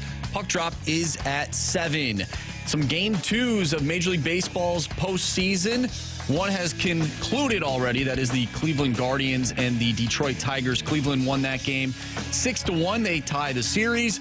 And there is one going on right now. San Diego currently leading the Chicago Cubs 1-0 after 4 innings of play. We will have game 2 between the Dodgers and the Reds tonight right here on 101 ESPN. Pregame for that one starts at 7:30. First pitch is at 8:08. Part 2 of our Sports Six Pack coming up next. So get your questions in to the Air Comfort Service text line 314-399-9646. Part 2 of the Six Pack is next. I'm Andrew Marsh, and this Sports Center update is brought to you by Saliga Heating and Cooling, a Daikin heating and air conditioning dealer.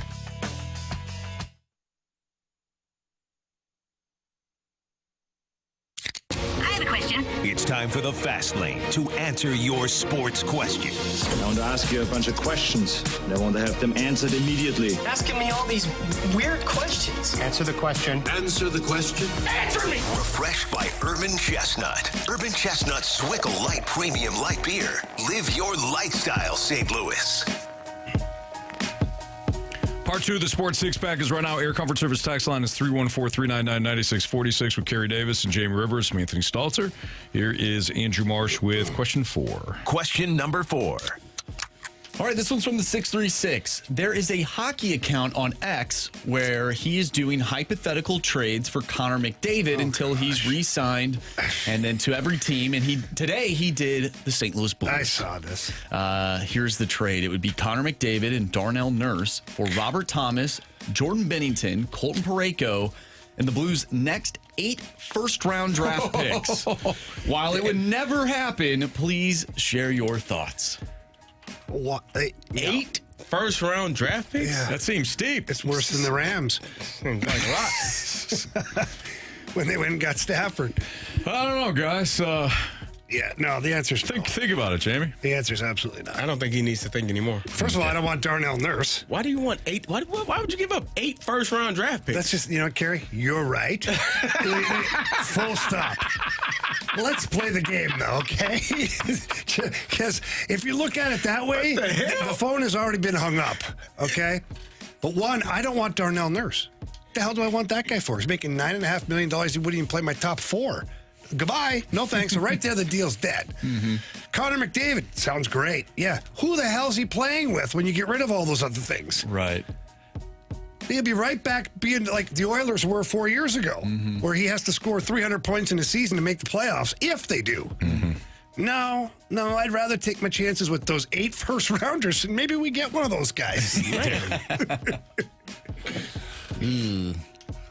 Question number 5. All right, Chester wants to know, is Aaron Boone managing his way out of the best job in baseball? Best job in baseball is in Los Angeles. And I'm not talking about the Angels, I'm talking about the Dodgers. But I just wanted to clarify. You could fall asleep in the dugout and still win. I think he did last year. 90-plus He games. don't even care. He sits there until they give him the lineup card and he goes. Yeah, then he walks out there and he walks back. It's on autopilot. Why, Skip? I don't know. You're out. Sorry. Yep. The numbers say. I do think Aaron Boone is probably, if they lose, he's probably managed his last game as a New York Yankee manager. Ooh, that's they wanted to fire him during the season. Well, Yankees fans have wanted to fire him. Well, that's what I mean. They wanted to fire him mid-season this year when they started stinking a little bit. Fans. Fans. Sorry. Not the ownership, because the ownership wanted to fire him. They just fire him. That's right. But fans have been grumbling about Aaron Boone for years. And this year as well. And I think if he manages this game poorly and they don't win, and you're at home. Who played in the World Series last year? New York Dodgers and Yankees. Oh, okay. It doesn't matter. All right. People don't care about those things. Yeah, I mean, it's a terrible look for sure. Aaron Boone, I mean, shame on him for managing a team to the World Series and now into the playoffs again in a very tough division. New York has a history of these things. Yeah, that guy sucks. Tom Thibodeau made it to the Eastern Conference Finals, got fired. Nobody cares. He did. He won 50 games. They fired his ass. but he's not. Now the Knicks, their ownership is A little questionable. What's wrong with Dolan? Much time you got? Man.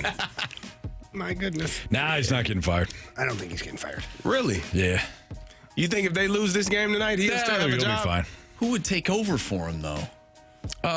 Probably Scott Barocious or Go Jorge back to Joe Posada Girardi. or Carlos Beltran? Andy Pettit, Carlos Beltran. Yadier Molina. Maybe. He's going to the Giants. Yachty? Buster Posey, former catcher, now running things. It might be. Hire the former catcher. Cardinals fans will be livid. What are you talking about? We have Ollie. I like Ollie.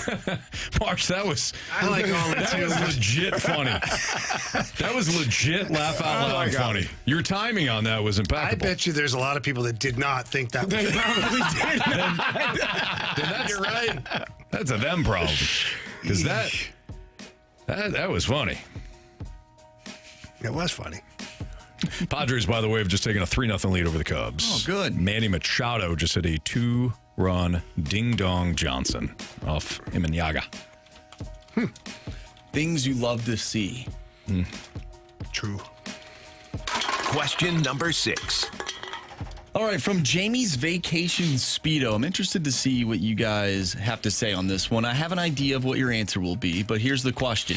If you could work without caring about taking breaks, but you would have to work a morning show, would you do it? Wait, what? Huh? Say that again? What break? If you could work without caring about taking breaks, so I'm assuming this means there's no breaks. We just talk for... Talk for 4 straight hours. Would you do it if you had to work a morning show? No, not with no breaks. Yeah, No right. breaks. Yeah, I don't really I understand the still no need a breaks break. thing. Yeah. But I mean, like- I did the morning show. What's the benefit? So the way that I'm looking at this... There's no Stalter's choice here. The way that I'm looking at this is Do you get out the Riz early? show. They don't take Sophie's. they don't take 4 breaks an hour. No, but what they do is they stockpile the breaks, Yeah. and then they get a 15-minute break. the end. Usually Riz goes the first full hour without a break. Right. And then it's like a 7, 8, 9-minute break. And then at the end of the show, all the breaks are from 9:30 to like 10. So would you? It's a half I'm hour. not I joking. know. So would you do that format if it meant that we had to do a morning show? If you're asking me if I do the Rizzuto show, yeah, I'll do that. But it's our show. I want Riz's money, though. No, what? I'd be fine with mornings. I did mornings. Yeah. If that's the question. The only thing that I Marshy wouldn't wish, be able to do it. No, hell no. No, I Marshy would have to He just stay up. restructure. I would restructure my schedule. I get the same amount of sleep as you guys do. I just sleep in different time frames. But the mornings would not bother me. No, mornings weren't terrible. Once you get used to getting up, you're up. I think the only thing that I would have, my days were extremely long though when I was doing the morning because I was still coaching high school football. So I would Still leave long the way here. It is, Carey. Well, no. The days are still long. I'm still up at 6 a.m. Well, yeah, but you're doing not great, up. Jamie. You're not up. Yeah, well, yeah. No, I'm up.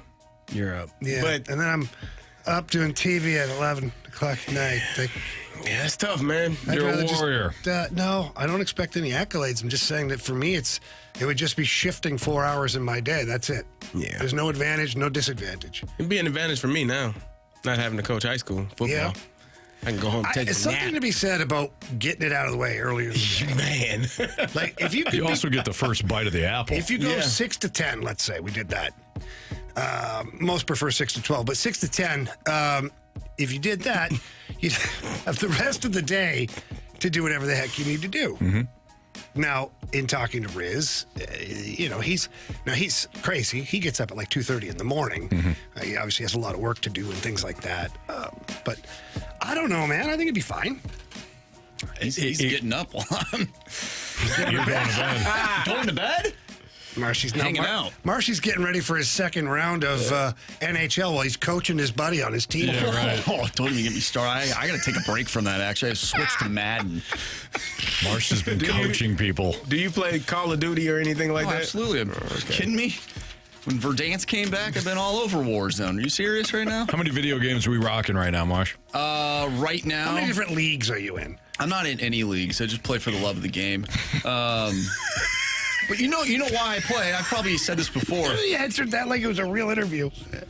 Are we not having an interview right now? Sure, yes, we are. How many games are you playing right now? Right now, I would say three. Warzone, NHL 26, and Madden 26. Okay. I just dived into Madden just because I've been frustrated on NHL. And plus, it's football season. Yeah, Dynasty what team or do you use? No, I just play head-to-head. I have to play against real people. I will never, I do not play... How do you know it's a real person? AI is everywhere. Well, no, it's... You do, because you're playing against other people. Okay. It's not like... Who's your team? For Madden? Yeah. Well, the Vikings. I use the Vikings. Oh, wow. Who's your quarterback? Do they update the It's roster? JJ. Yeah, it is updated rosters, man. yeah. I'd quit. To a degree. Like, JJ's on the roster. I like to run the ball, though. I do like running the ball. You got Jordan Mason or you using... It's Jordan Mason, yeah. Okay. You're done with old Aaron Jones? Well, he's not on. He's not he's playing. injured. Yeah, so it was updated so they roster. do update him. Oh, yeah, you said that.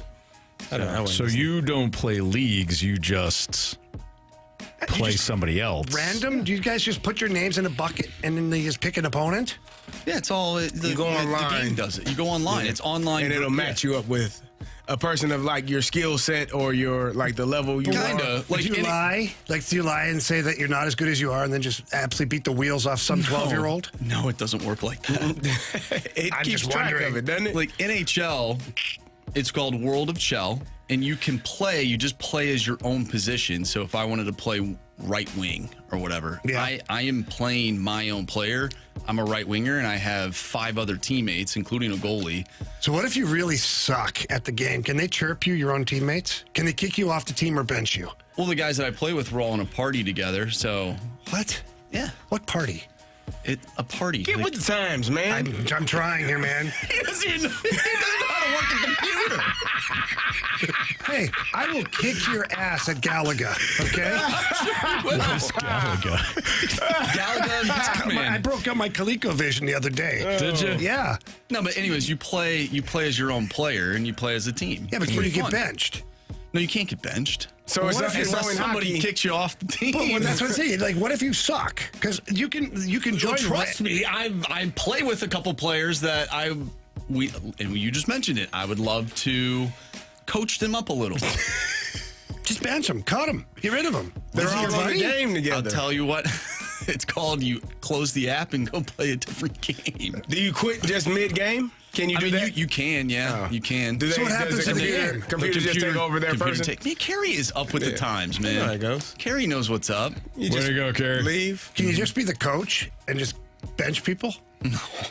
It doesn't work that way. They're Buddy, users. He's telling me there's a party. There's all It's a sorts of chat. crap. They're going on on. the chat. It's a the party chat. headphones. They're all 5 of them playing. Don't hold it up like you're holding a phone. It's not. It's like I have a headset on. It's a chat. What are you chatting about? Not chat GPT. Chat GPT? No, not We're that. just I knew chatting that was about going. stuff. But are you talking playing or about- chatting? They're playing the game and talking. What do you guys talk about? The game or Life? Life. What? Yeah, man. What? Gets the competitive This is juices weird. going. I don't think this is going camaraderie. to work out. You know when you can't hang out with I your don't think friends in Jamie and I are person? gonna. I don't think Jamie and I are gonna play. You know what you should do, Marsh? You know what we should do? We should all get on the chat together and We play. should. One night. We should get. What do you play? PlayStation or Xbox? What do you on? PS5. PS5. Atari. You got a PS5. Original Nintendo. No, Yeah. that's not gonna work. Anthony and I will play on Nintendo. No, it's not gonna work. So we're gonna all We'll get just on call each other on the phone. We're going to play Duck Hunt. No. Oh, listen. We're gonna all play on the game. I don't have and one. play. Yeah, we got you. You I don't have one either. can get one. You got one. You buy me one, I'll You, play. you can rent one, I'm sure. Rent one. Yeah. Bet that works well. Why is don't the have controller time. so crappy? You guys are funny. No, you're funny. You got time. We'll make time. One day, all 5 of us, well, 4 of us, we'll get Ryder on too. We should do it in the room and they should film us doing it. Yeah. That would That's be cool. illegal. No, it's legal as long as you have a permit. It's Fastlane on 101 ESPN. The 10 worst value contracts in the NHL for the 25-26 season. We'll tell you they are next on 101 ESPN.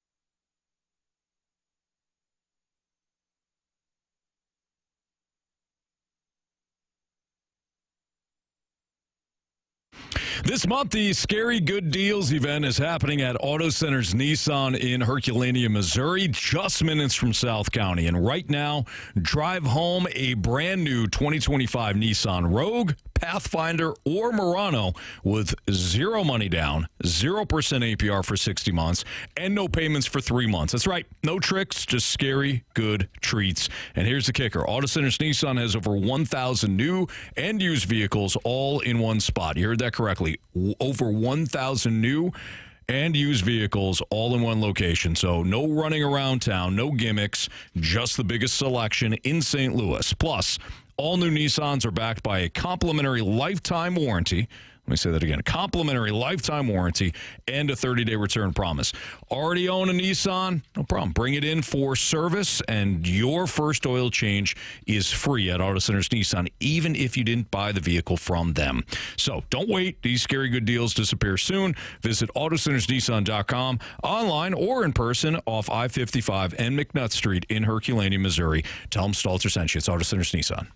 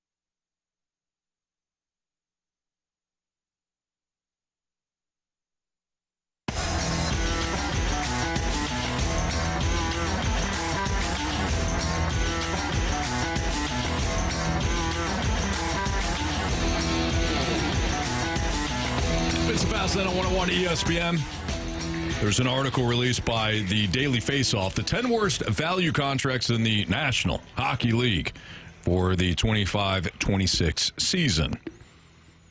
At number 10, these scumbags put Braden Shen.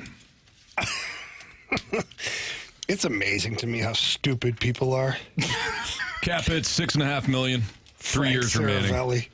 Contract rating of minus 354. I don't know what that means. I don't either. This actually wasn't Frank. A gentleman named Scott Maxwell. Well, he's an idiot, too.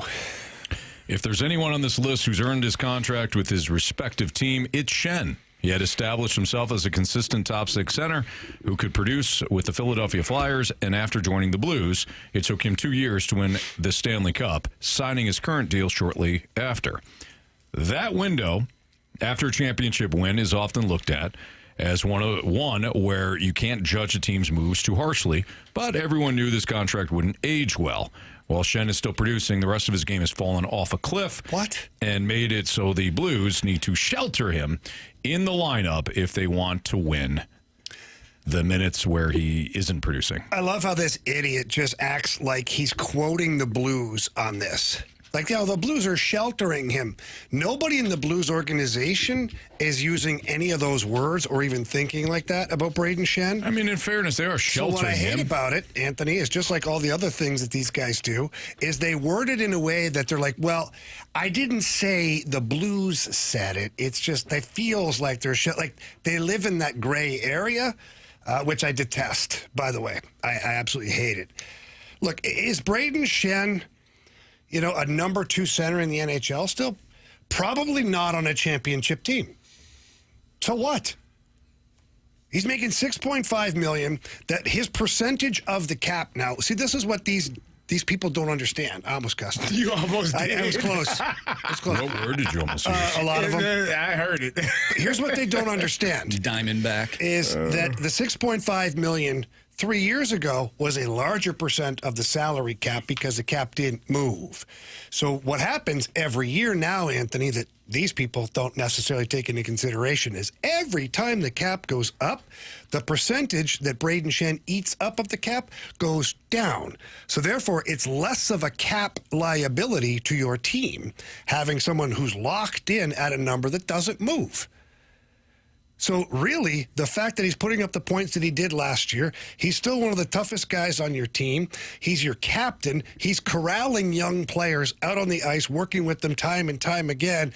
He's unbelievable in the community, which I know that doesn't win you a cup. No, but it matters because he wears the C on his chest. So the fact that he's doing all of those things and his percentage of the cap continues to go down, it'll go down again next year, and it'll go down again the year after. Means he's less of a cap liability, yet still producing positives for your team. So this guy can go chase himself. Any other questions? Nope, I don't have anything else. I do have a statement, though. Well, I guess it is a question. Weren't teams trying to trade for Braden Shen at the trade deadline? There was a lineup around the damn corner that he had to say no to. It's not like his contract was the Maple Leafs, who were going for a Stanley Cup last year, were kicking on the door so much at Army, I hear, allegedly, in my opinion, had to take it to Braden Shen. And Braden Shen said, go chase yourself. I want to be here with the St. Louis Blues.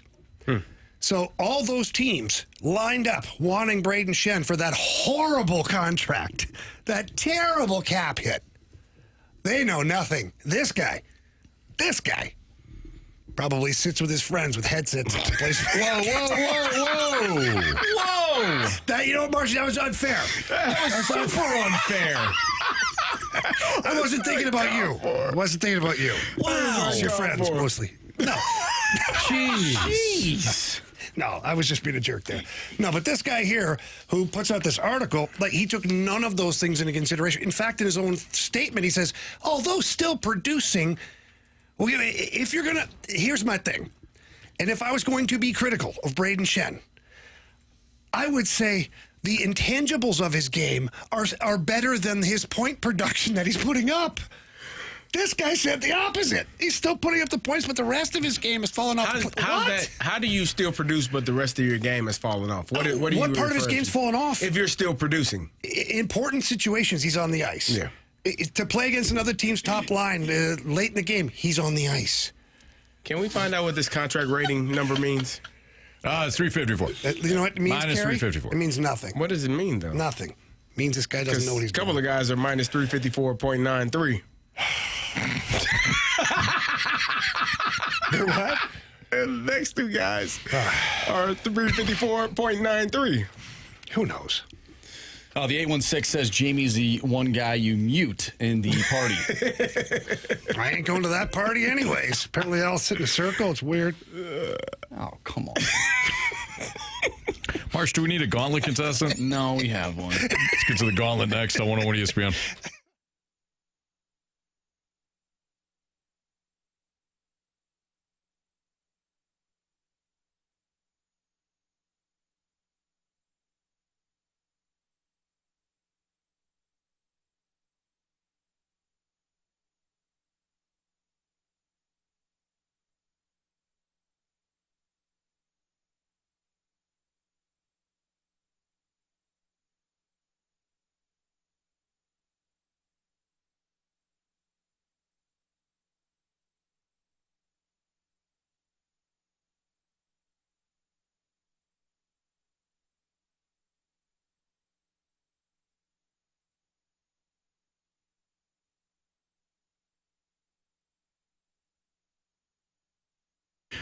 Imagine getting paid for just some hunches you have on the NFL. You can. Just play at Underdog. Underdog is the best place to get in on all the action all football season long, and you can do so right from your couch in Missouri. Playing on Underdog is easy. You just take a couple of players, put them in your pool, and say, hey, I'm going to go higher on this player's passing yards or lower on this player's rushing yards or higher on their fantasy points. That's right. They even have fantasy points at Underdog. And if you get your entries right, you can win up to 5,000 times your cash, and you can play for as little as $1. So imagine playing for just $1 and being able to cash in on your football takes that you constantly tell your friends, but then you don't back it up.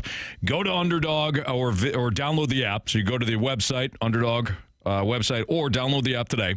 Sign up with my promo code Anthony to score $100 in bonus funds or entries when you play your first $5. Again, that promo code is Anthony.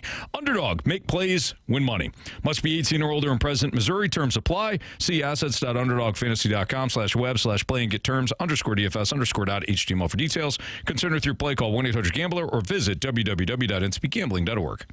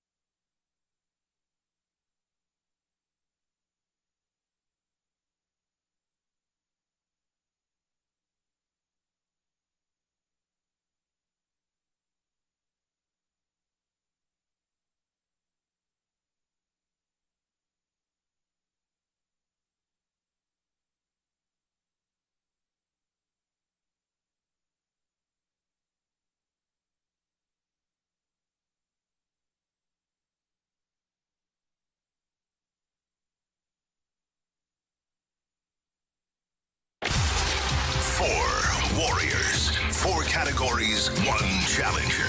Can you survive the gauntlet? Brought to you by Blue Note Roofing. Roofing, siding, and gutters. Visit BlueNoteRoofingSTL.com for a free inspection.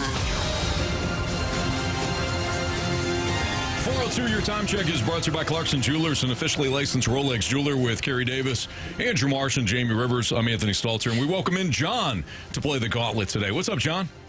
Not much. How's it going? Doing pretty well, man. Appreciate you listening. Thank you for playing. Would you like to take on Marsh, Carey, Jamie, or me in round 1? I was going to do Marshy, but man, he sounded like such a nice guy when he called. I think I'm going to go Jamie. I don't know how to take that crap sandwich, John. What exactly were we saying here? Take it how you want it. Put your little headset on and go in the other room. John's a gamer. Hey, good luck. All right.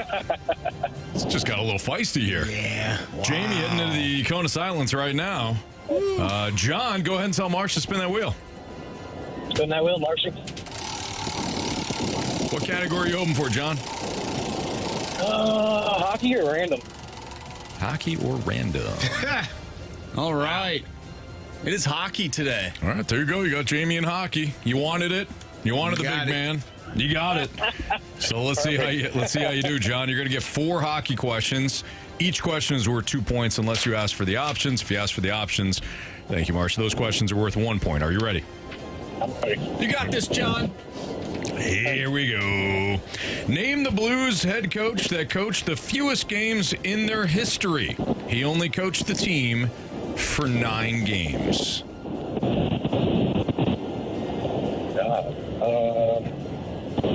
It was not God. I'm not even going to pretend like I know. I'm going to just take the options. Was it Jimmy Roberts, Sid Abel, or Bob Plager?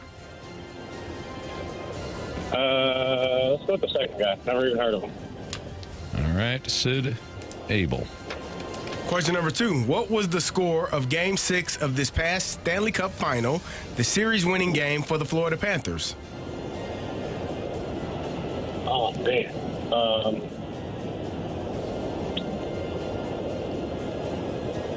Just the final score? Yep. I want to say it was 6-3. Let me do the options. Is it 4-1, 5-2, or 5-1? Let's go 5-2. Final answer? Yes, final answer. Question number 3. Which team scored the most goals in the NHL last season? I'm going to take a stab at it, I think, and go... I'm going to go with the Stars. Final answer. Final question, John. Nikita Kucherov and which other player led the NHL last season with 84 assists? Options, please. Leon Draisaitl, Nathan McKinnon, or Mitch Marner?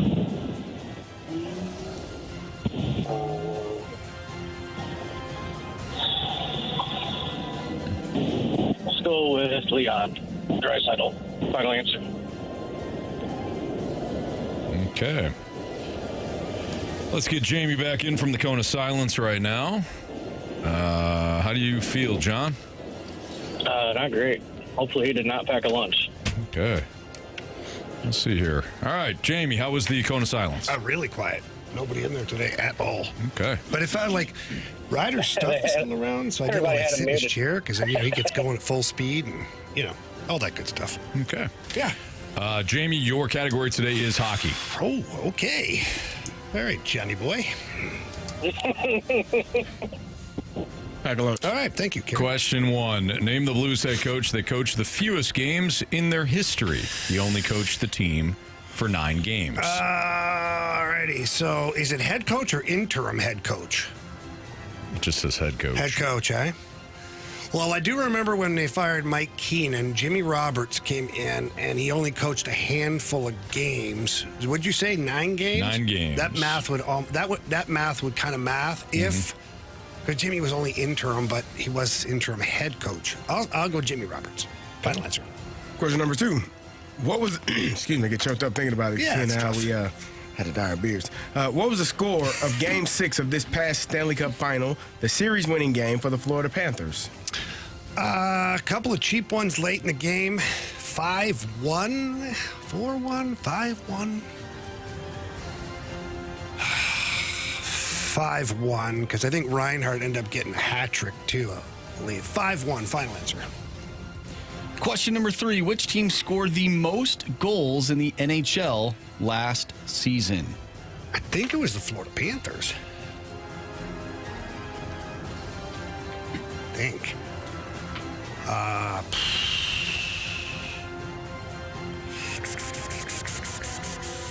Let's go options, please. Options are the Washington Capitals, the Edmonton Oilers, or the Tampa Bay Lightning. Ooh, good thing I asked for the options. Okay, so Capitals, Oilers, or the Lightning.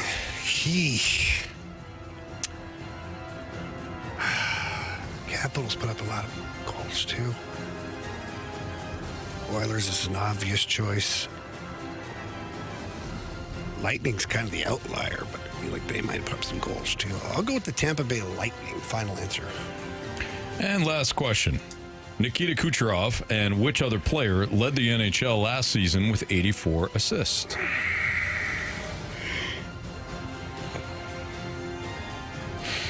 Options, please. Leon Draisaitl, Nathan MacKinnon, Mitch Marner. I think it was Mitch Marner. Mitch Marner, final answer. All right, let's go over these. Ooh, I don't like the last two. Nikita Kucherov and which other player led the NHL last season with 84 assists? We just heard Jamie say Mitch Marner. John went with Leon Draisaitl. Correct answer is Nathan MacKinnon. Nathan MacKinnon. 0-0. Alrighty then. Which team scored the most goals in the NHL last season? John, without the option, said the Dallas Stars. Jamie said the Tampa Bay Lightning. Correct answer is? It is the Tampa Bay Lightning. Jamie did use the options on that one, so Jamie with a 1-point lead. What was the score of Game 6 of this past Stanley Cup final? The series-winning game for the Florida Panthers. John said 5-2. Jamie said 5-1. Correct answer is? 5-1. 5-1 is the correct answer. Jamie with 2 points on that one. He's got a 3-0 lead. Name the Blues head coach that coached the fewest games in their history. He only coached the team for 9 games. Jamie went with Jimmy Roberts. John went with Sid Abel. Correct answer is? It's Jimmy Roberts. John. You have chosen poorly. You lose. Johnny got you 5-0. I'm sorry, pal. Done pissed me off, John. It's a lot harder than it sounds, and I'll be honest, the worst part is after you know you've got every question wrong, I have to listen to you read them back to me. Did you look? Listen to how bad Jamie stopped me. So great job, Jamie. Did you look them up? Like after? Did you look them up afterwards, or you're just listening as you got it wrong? I knew just once you started reading them back, and Jamie had answered, I knew that all mine were wrong. Gotcha. It's tough. John, mad respect, buddy. Mad respect. Thanks for listening. Thanks for playing, brother.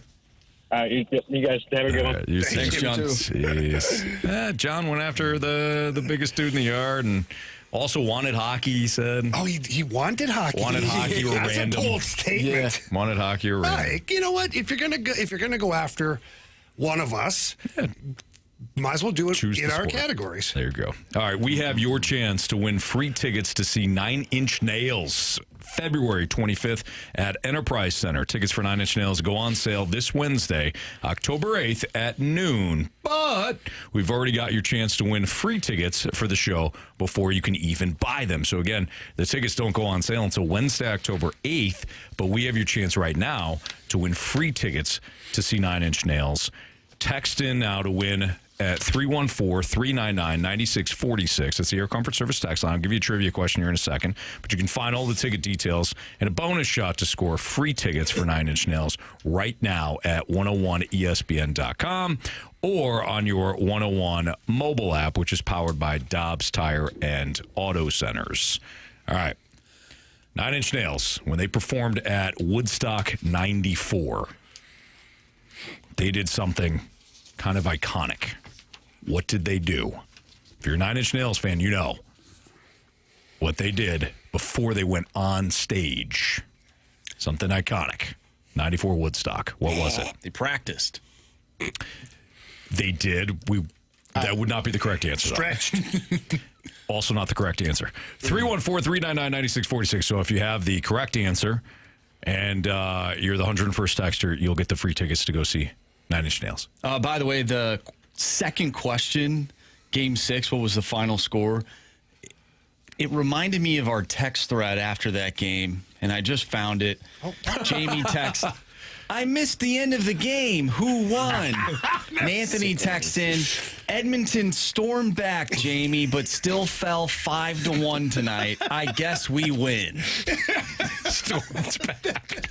You guys are that's right. Because they had the beards. They had to do the Ryan Day beard. I think I was in New York for that. We were visiting family in New York. I didn't see the finals. Jamie, they stormed back.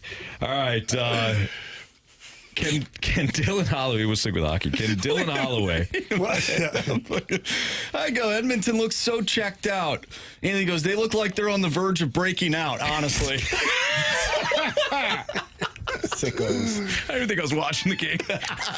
That's amazing. Can the Dylan Holloway and Jordan Kyrou duo be one of the NHL's best by the end of the season?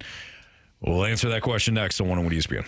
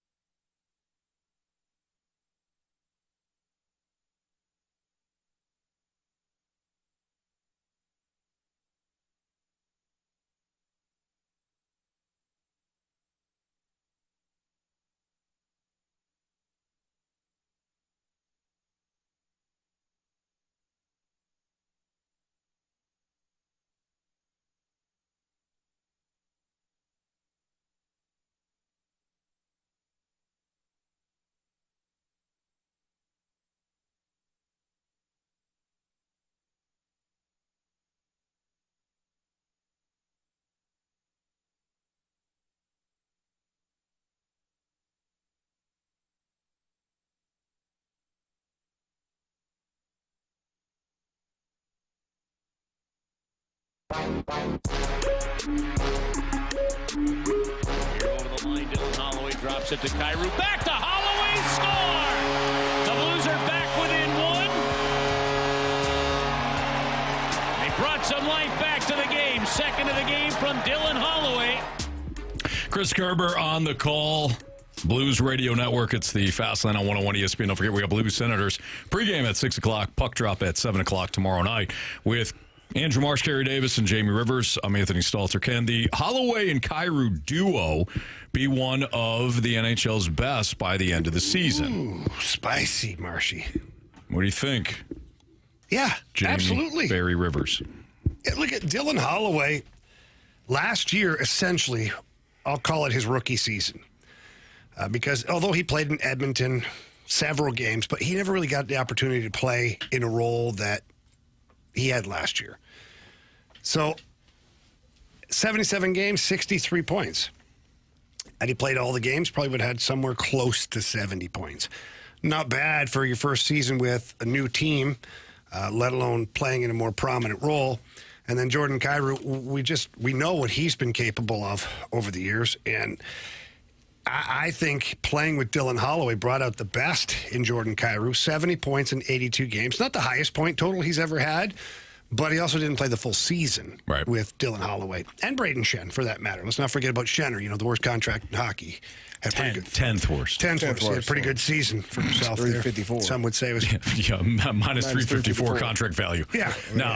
Whatever that means. Nobody knows what the hell that means, but... No idea what that means. He just threw some numbers together. He threw crap on the wall. I don't care if I may. I think you're having a 7.8 pie type of show today. By my calculations. Yeah, what does that mean? That's a 3.14. Yeah. But somebody else brought up a funny thing. They said, wait. When did Shen's contract become worse than Parayko's? Jeez. But back to the conversation here. Dylan Holloway is turning into a great player. In fact, Jim Montgomery was asked post-game last night. Someone was joking because he scored 2 goals. It was, hey, man, what about the fantasy? Would you pick him up for your fantasy team? Mm-hmm. Well, Monty answered that, but then also added some great stuff about Dylan Holloway. Here's what Monty said. Yeah, I mean, it's a safe bet that he's going to be a good player for us and and someone that we're going to need to produce for us to have success. Yeah, what you love about him is his second and third effort on pucks. I've said it a couple of times last year, and this is a second and third effort league, and he is relentless on pucks. That's why he comes up on pucks. That's why everybody wants to play with him. Like, if I was to ask anybody on our team, who do you want on your line, he's going to be one of the first names that comes up. Because you're going to get the puck, you're going to get offensive opportunities because he's relentless. And I think he brings us real good energy and a real good role model as to how you need to play. We need more of that permeating throughout our lineup and training camp right now. Pretty big compliments being laid out there. I'd say so. For a guy that has 1 year as a Blue under his belt. Mm-hmm. Now, we did hear Doug Armstrong talk about in the training camp presser that he had, talked about Dylan Holloway when his injury come back. He's like, I come in on a Sunday morning and I'm hearing clank, clank, clank, clank. So those weights around. Well, but he's also down in the shooting room, shooting pucks, all by himself. And we see time and time again him working last year with Jordan Kyrou, post-practice, pre-practice, this year post-practice with Dalibor Dvorsky, working on some things. He's a hockey nut. And so when you have the talent that he has, he's a big kid.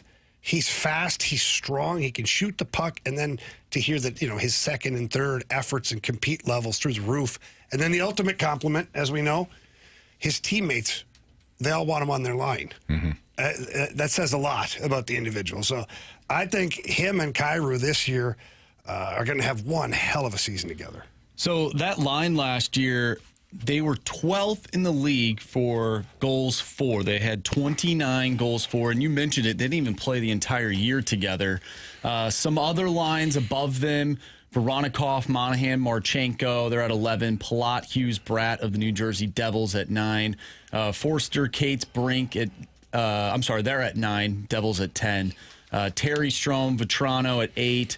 Geeky, Zaka, Pasta at 7. Matthew Nyes, Matthews, Marner, that won't be a line this year. They're at 6. Lafreniere, Trocheck, Panarin at 5. Rust, Crosby, Raquel, 4. Gensel, Point, Kucherov, who we know had a lot of assists this past season. They're at 3. The Connor Scheifele and Velarde line was 2. And Suzuki, Caulfield, and Slavkovsky. Yeah, sure. not gonna work here anymore. Real player. They're at number 1. But do you think, I just mentioned all these different lines, different teams. Do you think that these two and whoever's playing center on that line, whether it's Suter, whether it's Shen, do you think whatever line combination that is with these two guys in Holloway and Kyrou, can they be top 10 this year? Can they be top 5? I don't know, and here's why. Because I think at some point Jim Montgomery has absolutely no choice but to put Holloway on with Robert Thomas. He has absolutely no choice. And whether that's Thomas, Kyrou, and Holloway, maybe. Although that only seems the Kyrou-Thomas duo only seems to work for short periods of time, but maybe it's because they don't have a Holloway on that line. I don't know. But a Booch, Thomas, Holloway, or a Snuggerud, Thomas, Holloway, like what does that look like ultimately? And if that's the case, then maybe they put up big numbers. Yeah. I think that given the talent that the Blues have on the various lines, given how Jim Montgomery has a knack for playing the right combination of players, I think the sky is certainly the limit for Holloway and Kyrou. Well, and Dylan Holloway, too. We'll see how this affects him overall, but he's going to be used to kill penalties. He's already had some spot duty here in the preseason, and what Monty said about that is just that, if you want to get Dylan Holloway into the 18 to 20 minutes a game on the ice, which he's completely capable of doing with his physical fitness and how well he skates, then you got to add special teams. So he does play power play already. He hasn't really played penalty kill, but with his speed and his hockey IQ, it seems like it would be a good fit. Sure. Now, how will that overall, the more minutes, how will that affect his offensive game overall? Will he be a little more tired? Will he be a bit worn out? Because now he's getting garbage minutes, right? Sure. I don't mean like at the end of a game in a blowout. Playing penalty kill is not a fun thing to do. Yeah. It's not. Wears you down. It wears you down. It's constant, like quick feet, stop, start, stop, start. And it definitely drains your energy level. So we'll see, 1, how much penalty kill he plays, 2, how that affects him. And there's the other guys that are just straight up mooses to where the more ice time you feed them, the better they play. And maybe Dylan Holloway's one of those guys. Maybe. All right, that's Gary Davis, Jamie Rivers, Andrew Marsh, and Anthony Stalter. We are going to get to our college football roundtable. Got some different headlines to kind of discuss in college football. But, Jamie, congratulations. 5 months in a row now that you have won Bet the Board. 5 months in a row. The PD parlays that Carey and I put together yesterday fell flat. Jamie is now a juggernaut dynasty in Bet the Board. You might want to, if you get the first pick, you might want to consider heavily taking Jamie. I haven't been picked first for the last 4 months. I don't know how. I don't either. People not paying attention, I guess. Nope. All right. Well, we do need Bet the Board contestants. So if you want to play Bet the Board and be paired up with one of us for the month of October, the Air Comfort Service tax line is 314-399-9646. So we'll have our first selection for Bet the Board in the month of October. Then we'll get to some college football roundtable discussions next on 101 ESPN.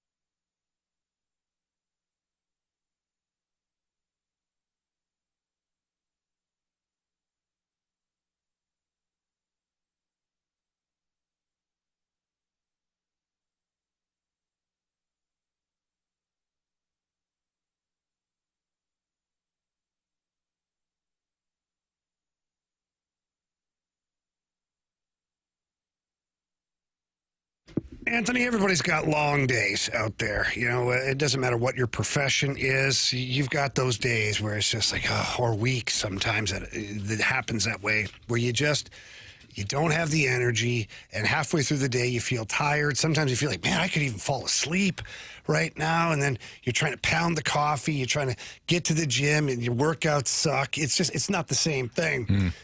all of that can be signs of low testosterone. And it happens to men of all ages. Predominantly as you get older, your testosterone disappears. And that's why it's important to go get checked out. Because if you're low in testosterone, it affects several different things in your life, which is why we went into Mentality, talked to all the board-certified physicians over there, did our full blood panel, and found out a little bit of low in testosterone, as well as a couple other things for me, got on the program, and now it's changed a lot in my life. Yeah, and you don't look back and say, oh, man, geez, I felt embarrassed or whatever. Who cares? It doesn't matter. The low testosterone impacts guys, especially as we get older, like Jamie said. So if you're feeling the low energy, you're tired all the time, you're gaining weight, you go to the gym, but you're really there to just sit on the machines and look at your phone, like some of the times Jamie's talked about being ticked off at some of these. Don't be that person. Be the person that's throwing the weights around and you're setting new career personal best, right? When it comes to Mentality, they offer FDA-approved testosterone therapy. It's even, they do a great job when it comes to fitting your program to your schedule. They make it simple. They've got 2 different locations, one in South County, one in Chesterfield. They do a great job, too. They get you in, they get you out, and the program, it works. That's the bottom line. And for Jamie and I, we feel like, we're constantly keeping up now. The jobs, the long days, sure, they're still long, but they don't impact us like it used to. So be the dad who keeps up, be the partner who's present, be the man you want to be. Visit mentalityhealth.com/radio right now. You can book your appointment, but when you do go down to Mentality, tell them Jamie and Anthony sent you in there. Mentality.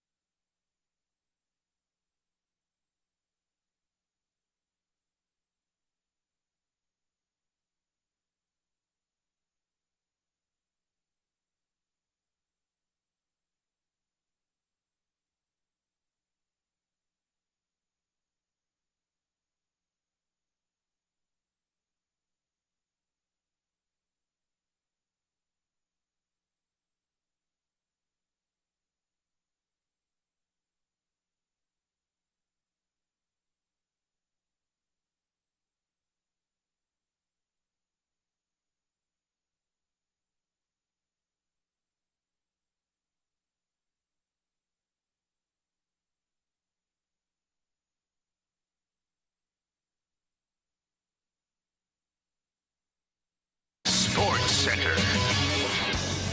I'm Andrew Marsh. It's time for a Sports Center update driven by Johnny Londoff Chevrolet and Johnny Londoff Autoplex. We just got done talking about your St. Louis Blues as they lost to the Dallas Stars last night, 5-3 in some preseason action. The Blues will be back in action tomorrow, taking on the Ottawa Senators. Pregame starts at 6. Puck drop is at 7. Tonight on 101 ESPN, you can listen to Game 2 between the Dodgers and the Reds. Pregame starts at 7:30. First pitch is at 8:08. We need Bet the Board contestants for the month of October, so text into the Air Comfort Service text line 314-399-9646 as we will do our Bet the Board draft for October. So text in if you want to play. But coming up next, we are going to discuss some college football with our College Football Roundtable. I'm Andrew Marsh, and the Sports Center update is driven by Johnny Londoff Chevrolet and Johnny Londoff Autoplex. See them at londoff.com. Chevy, together we drive. Are you kidding me?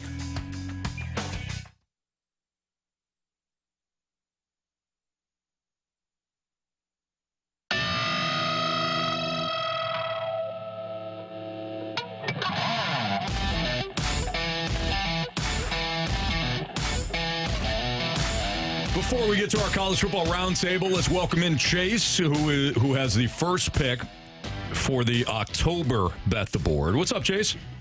What's going on, gentlemen? How we doing? We're doing great. Jamie Rivers is on an absolute heater. He has won 5 consecutive Bet the Board months. It's a record that will never be broken until he sets his own mark here to win 6 in a row. Yeah. I'm assuming, Chase, you would like Jamie. No, so here's the thing. I was thinking Jamie, and then I was thinking maybe Carey Davis, but I know me and Andrew Marsh have something in common where we don't like ties. So me and Andrew Marsh are going to run it to 6 months in a row. That's what I'm talking about. Give me Andrew Marsh. We're going to break the streak. Wow. He just said we're going to run it to 6 months in a row. Yeah. For me. No, for me. I don't think he meant for you. I don't think he meant for you. Yeah, he means that we're going to be... not you, Jamie. Wow. All right. So got to word it a little better, Jamie, don't Chase. make me... Jamie, I'm going to have Jordan come get you. Who? Michael Jordan? Jordan who? Jordan Peele? Your future son-in-law. Oh, Jordan. Yeah, is a wonderful young man. I don't think he intimidates many people, but he's a wonderful young man. Well, he cheated on Andrew Marsh in Beer Olympics. That's why I went with Andrew Marsh. He also cheated in the bouncy ball race against me. Not thrilled about that. I do remember that. That was very controversial. Horrible. Very controversial. All right, Chase. Well, good luck with Marshy. Let's do it, Marshy. All right. Okay, that was a surprise first selection there. I was not expecting that. You were not expecting. All of a sudden, you got the call. Very thrilled. You're like, we're taking you here. I also came in last place, so maybe this was like a first-round draft pick type thing, you know? Like No, he wanted you. All right. He wanted you. All right, College Football Roundtable. We're going to do 3 more picks for Bet the Board. We'll do 1 each segment here coming up. It's a simple question, but I don't know if there's a simple answer to it. Maybe for you guys there is, but who's your number 1 team? Who's your number 1 team in the nation through 5 weeks? For me? For Carey. For the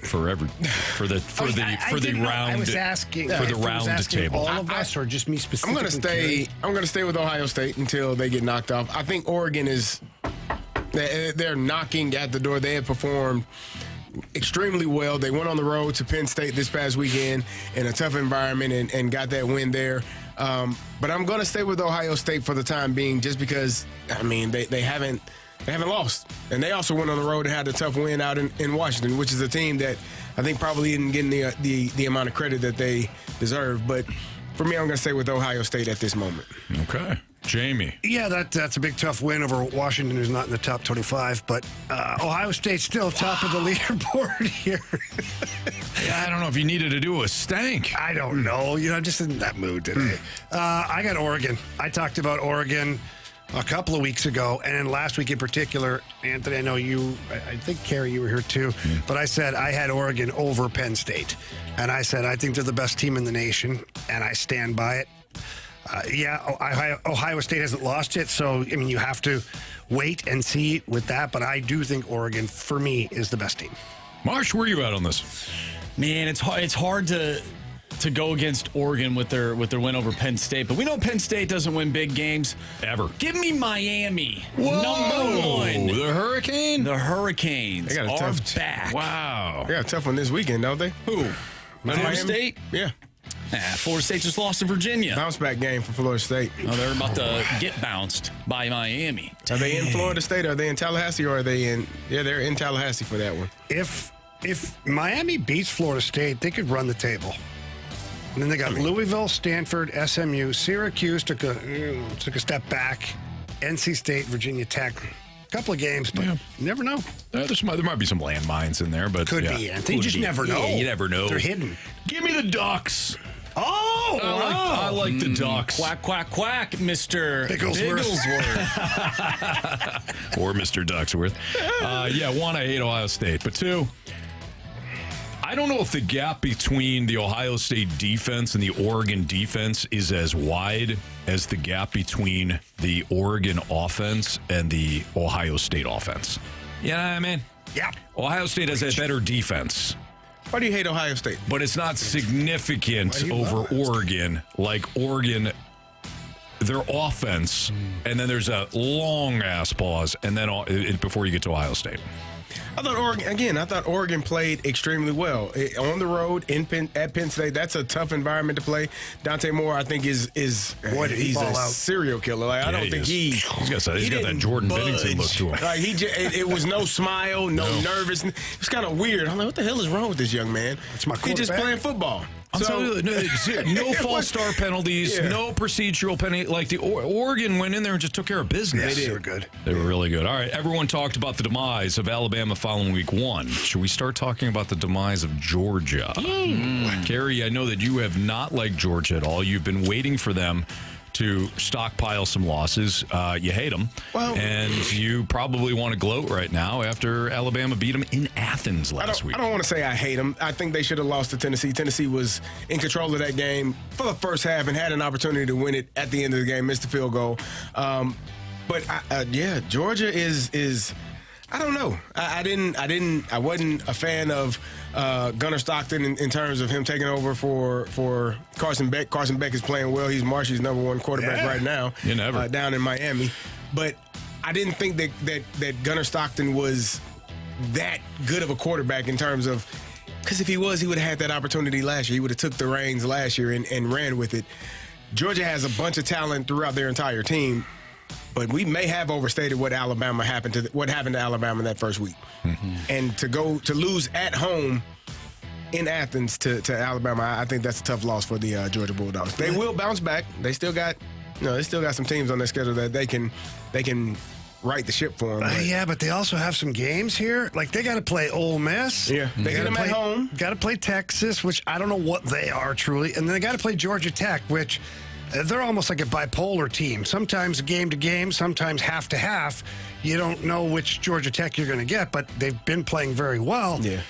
I mean, if Georgia is not careful, like they can find themselves on the outside looking in, man, which is crazy to say that, Anthony. That Georgia Tech game is always tough. That was an 8 overtime. That game, and they should have lost last year to Georgia Tech.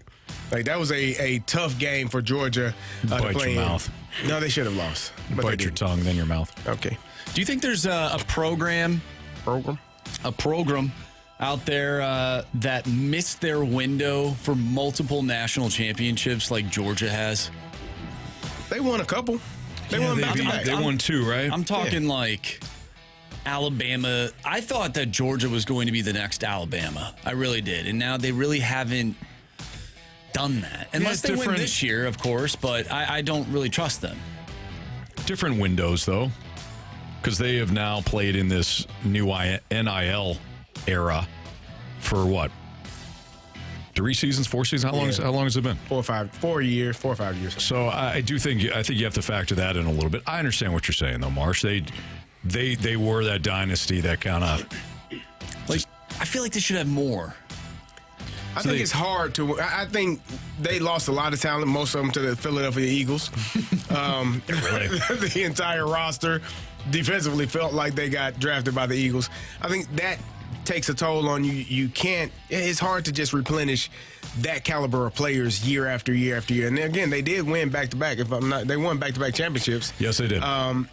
They beat Alabama and TCU. And then, they beat Alabama. TCU. My goodness. TCU didn't. What a mess that about was. TCU. But Georgia was there. Oh, yeah, TCU Georgia. wasn't. It's like the Cowboys playoff game versus the Packers last year, 2 years ago, whatever that was. The Cowboys didn't know what time the game started. And so when they showed up to the stadium, they were thinking it was warm-ups, and the refs were like, no, it's time to play. Oh, really? Yeah. That's why Jerry traded Micah Parsons. Yeah, they didn't know. Was he wrong? Hell He yeah. didn't do anything until the very last play. Saved them from losing. He did. Yes, he did. Ole Miss. Do you guys view Ole Miss as a legit national title contender? They're fourth in the nation. Their defense, That's a little questionable. Like, put their defense, have them play Oregon. Like, I can't get there. I feel like there's a few teams in college football who are always in the mix and they never actually end up winning anything. Unfortunately, we've been talking about Oregon. Oregon is also one of those teams. They never, for whatever reason, they have really good teams and they find a way to lose. Yeah. Sometimes it's in the national championship. Sometimes it's in the Rose Bowl last year against Ohio State, who, again, they got their confidence back by beating Tennessee. But, we all thought Oregon should have won that game, and they were down super early in that game. There's just teams that find ways to not find themselves in the big game at the end of the year. I feel like Ole Miss is one of those teams. Fun team, but I don't think they'll actually be in the national championship. I like Ole Miss. I like Lane Kiffin. I might be in the minority there, but I like Lane. I watch his documentary on ESPN. And, Lane is so quirky and so strange. He's weird, but I don't mind him. Yeah, he's a hell of a football coach. He is. Especially offensively. Yes, no question. All right, Fast Lane on 101 ESPN. Should a GM build a team first in the NFL, then find the quarterback? A lot of teams obviously want to find the QB first, which makes a lot of sense, especially when you're picking up, early in the draft. But if you don't have the team, will it even matter? We'll get into that conversation next on 101 ESPN.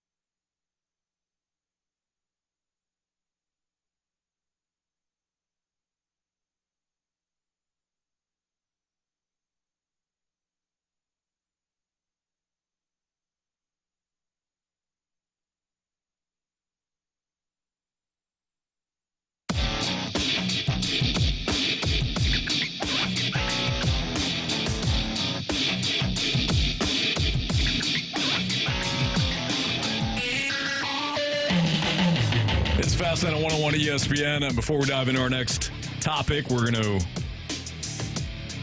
get Michael on the line here. Michael is going to have the second pick for Bet the Board in the month of October. What's up, Mike? Hey, how's it going? Doing great. You have Marsh got selected first. So would you like to take Carey, Red Hot, Jamie Rivers, or me for the October month of Bet the Board? Well, since hockey season's starting, I think I'm going to make the smart choice and go with Jamie Rivers. That's a great call. All right. Let's go. You got Jamie for the month of October. Congrats on your win. And good luck to you. Good luck to you, man. Good luck, Michael. Good luck, buddy. Yep. By the way, Jay Nick won the ESPN prize pack because Jamie won last month. So congratulations to Jay Nick, who selected Jamie Rivers. I was reading an article at The Athletic about, it was really a quarterback kind of ranking thing, but there was a little blurb about Bryce Young, the quarterback of the Panthers. And this one excerpt I'll read, and I paraphrase it, but the 2025 reviews are not favorable, according to a coach, an executive, and a scout who have studied Bryce Young's performance this season. He has been downright awful at some points. He's looked uncomfortable in the pocket, struggled to see the field, lacked anticipation, and failed to be consistently accurate. Okay, sure, makes sense. Bryce Young is slight. He's a smaller guy, smaller quarterback. Has the biggest knock on him coming out of Alabama. I will say this, though. The Panthers traded 2 first-round picks, 2 second-round picks, and DJ Moore for the right to draft Young in 2023. That's a hell of a lot of draft capital that they could have used to build a roster and then taken a different quarterback. That's easier to say because Bryce Young hasn't panned out. And look, I get it. If you wind up with Joe Burrow or Patrick Mahomes and you have that opportunity, you take those guys. Did you really think Bryce Young was one of them? Exactly. Some people did. No way. Not anybody sober. There's no way. Yeah, either way. I know it's unconventional, but do you think that teams, after watching what Sam Darnold has been able to do, Baker Mayfield, Geno Smith to a lesser extent, Geno's having an awful year right now, but the last couple of years, Geno's been pretty good. Who else am I missing? Now Daniel Jones. While unconventional, could you see teams start to build not by starting with the QB and letting him get his brains kicked in, but actually building the team first? I was just about, it's funny that you asked that question because as you were talking about Bryce Young, in particular with the Panthers, almost one of the very first things I said was, yeah, but look at the team around him. Mm-hmm. And Anthony, you know exactly how I feel about this, and Carey, you do too, is I've seen many NFL teams ruin talented quarterbacks by drafting them early in the draft with a horrible team to support them. Sure. And you just named a whole bunch of guys that were failures. Failures. Sam Darnold, seeing ghosts, can't play in the NFL. Really? Can't play for the Jets. But at the time, he can't play in the NFL. Baker Mayfield, he had a rough go for a while. There's a lot of guys that had rough goes on really bad teams. Mm-hmm. So the idea of building up, getting a great offensive line. Go put a great offensive line around, not Joe Flacco, I won't use him, but like a guy like that, like Jared Goff, a Carson Wentz, or but I'm saying you have a placeholder. Yep. Carson Wentz, Sam Darnold, like take your pick of like whoever you want to put in there, build the team, and then go get the quarterback. Mm-hmm. Then go get your quarterback. Because history is now showing that somebody's going to be available. A former top, maybe not a top pick, but a top, top 10 pick, top 15 pick is going to be available. And if you have the team, the Steelers are a perfect example of this. The Steelers have a good recipe. Mm-hmm. It is build the team, find some veteran QB, wait for Burrow and Lamar Jackson to get hurt, and then make the playoffs. And it's kind of on repeat. Come on. And that has worked out well for Carey Steelers over the last 5 or so years. I feel like that was a shot. They refused to pay a quarterback. I think, for me personally, I think you take the best player available. Like, no matter the position, no matter if you have a quarterback and the best player available is a quarterback, no. But if you are any other position, you can stockpile talent and figure it out after that. But I do believe you have to take, I think in every draft, I know some people draft for need and, we lack depth at this position. Draft the best players available, because at some point it's going to correct itself. It's going to fix itself. And it's not going to be the best player available every time you're up to draft. It's not going to be an inside linebacker. It just generally doesn't work like that. And if it is, if you've already drafted 2 of them, then all right, draft the next best player available at the position that you could use a guy at. But I think drafting good players never goes bad. Like, it never spoils. It's not like, I've never heard a team say, man, you know what, we got too many damn good players. I've never heard anyone say that. So if you draft the best player available, if that player is a quarterback, it's going to be some bumps on the road. There's going to be some struggles for that season. And then the following year, hopefully the best player available for you at that time is an offensive lineman. Maybe it's 2 offensive linemen. And then you can start to grow and build. But I can't pass up on what could potentially be a generational talent at the quarterback position just because I don't think I have the people in front of them to protect them.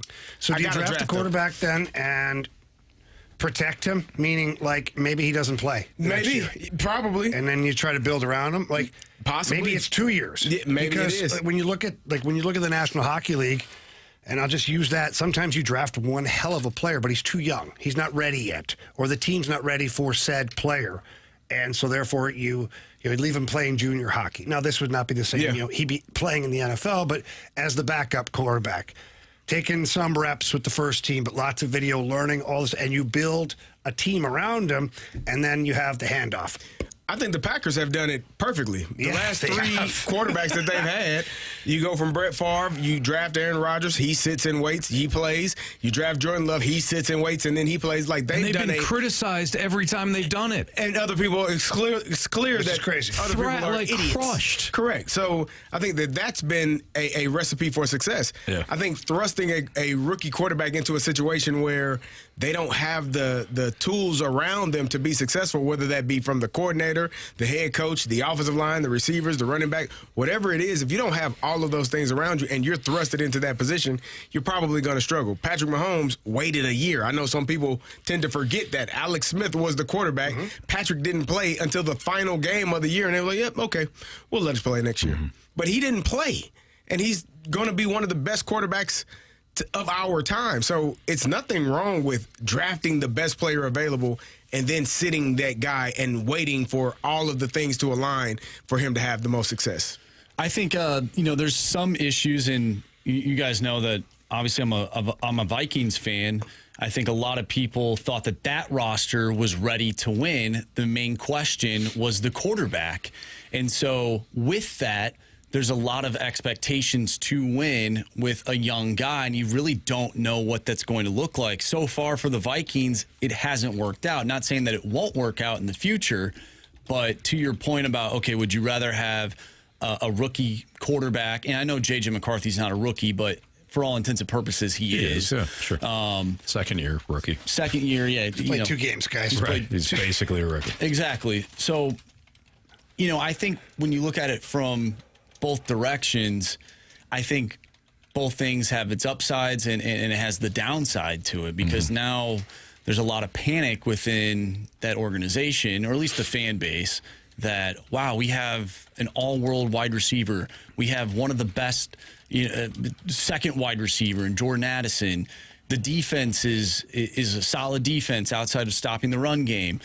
You have all the solid running backs. Like, you have the pieces there, but the most important position is quarterback, and you have a massive question mark there, right, because he doesn't have as much seasoning as somebody else. So maybe they do miss the playoffs. Now, they have injury problems and whatnot, but that's an example that would go against what you're saying. Yeah, I guess it's all about timing. It is about timing. I think it's the player, too.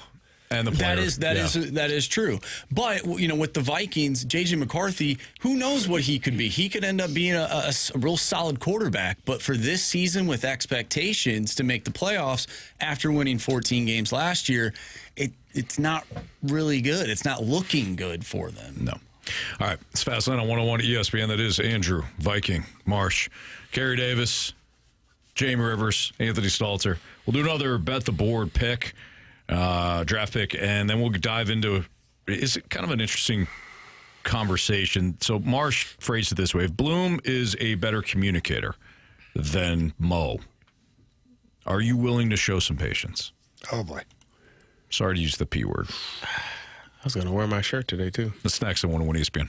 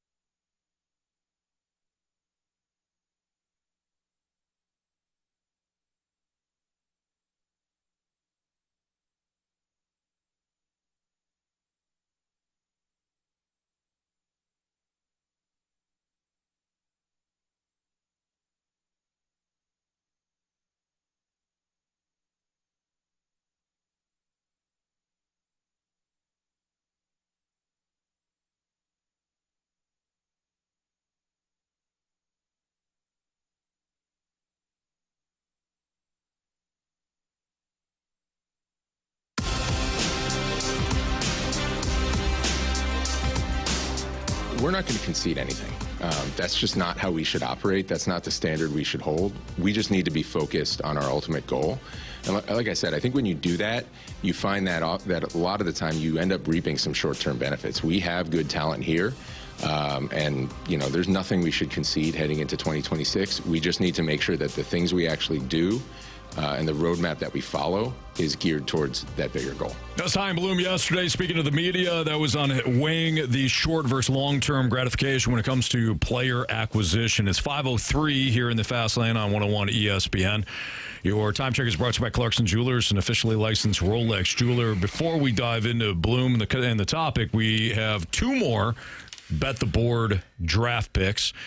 Adam is up next. What's up, Adam? Hey, how are we doing? Doing great, man. Appreciate you playing. Marsh has been selected, and so has Jamie. So your choices are me or CD. Who would you like for Bet the Board in October?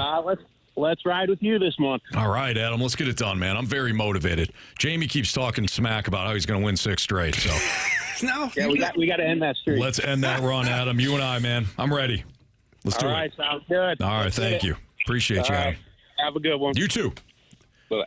All right, so whoever is left for Bet the Board will get paired up with the one and only Super Bowl champion, Carey Davis. Carey Davis. Got to find a way to win. What? Got to find a way to win. Oh, find a way. Yeah. He'll win. Yeah. If Chaim Bloom is a better communicator than Mo was, are you willing to show patience with this rebuild? Well, I wish we wouldn't use that word because that's kind of a trigger. How about, am I more confident? Let's use that word.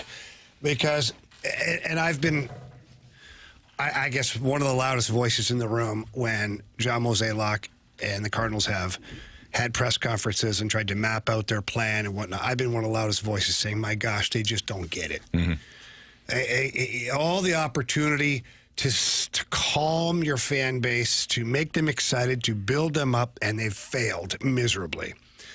Chaim Bloom, his first press conference, I thought he was very well-spoken. He was prepared. He said a lot of the right things to say. Great. Good first impression. Let's put it that way. For me, it's going to be, as the offseason progresses, what the narrative becomes at that point. You know, if he's talking about we're looking to the future, and then he starts trading some guys and getting some young players or whatever, like, if it starts looking, if the actions start matching the words, that's where the confidence will be. Mm-hmm. It's where the words before were, words, jumbled, big fancy words, diversions, look over here, all this stuff, and then they do their own thing over. Like, I think that's what people just got tired of. Yeah. So I think if Chaim Bloom is just relatively honest with the overall project of what's going on here, doesn't have to isolate things. He doesn't have to let us in behind the curtain because that weakens his. Oops, I get emotional. I throw things around here. You've nailed the thing 3 times. I know. It's like I didn't know my arm had that much reach. Yeah, you got to be careful, Carey. Hey, we'll take you as an honorary Italian. Yeah, I did get the hands going today. It's easy. But no, but if Chaim Bloom, if his words or if his actions match his words, I think that's where it matters. Mm-hmm. Yeah, you want to. I mean, I think Cardinal Nation and Cardinal fans are going to have to take the wait and see approach. I think we've seen some things over the past few years that left people somewhat frustrated. You don't know what he's going to do. You have no clue what he's going to bring to the table. This offseason will be huge. Are you able to make some moves in terms of this current roster and removing some names and adding some names? What names are going to be removed? What names will be added? Who do you trust going into the 2026 season and why? And I think all of those questions, he didn't say much, and he shouldn't. He didn't have to. But I think Cardinal fans are going to take the wait and see approach. Like, you kind of been burned a little bit for these last few years of expectations. This year you didn't have many expectations. And then you had a good month and you were like, oh yeah, we're back on board. And then it went in the direction that it was supposed to go for the entire season. But yeah, if I'm waiting on Chaim Bloom, I don't know if patience is the right answer or the right way to approach it. Maybe it is, but it's for me, it's wait and see. I think we should have patience, though, regardless. I mean, if we want to look at this from a practical standpoint, right? We all know that where the club is at. Mm-hmm. The club is a below-average club. You don't have pitching. Who knows that? Because I don't think we in this studio do. I don't think everyone knows that, and I don't think everyone believes that. And I think some people are still... Does the wide majority understand that this club isn't very good. No, I don't think so. You don't think so? Busch Stadium was empty all year. I think fans are well aware. If we base it off of, and then granted this is a small sample, but our text line, like we still had people believing that this team, Anthony, we talked about it every day. Pistol Pete. 3.5 games.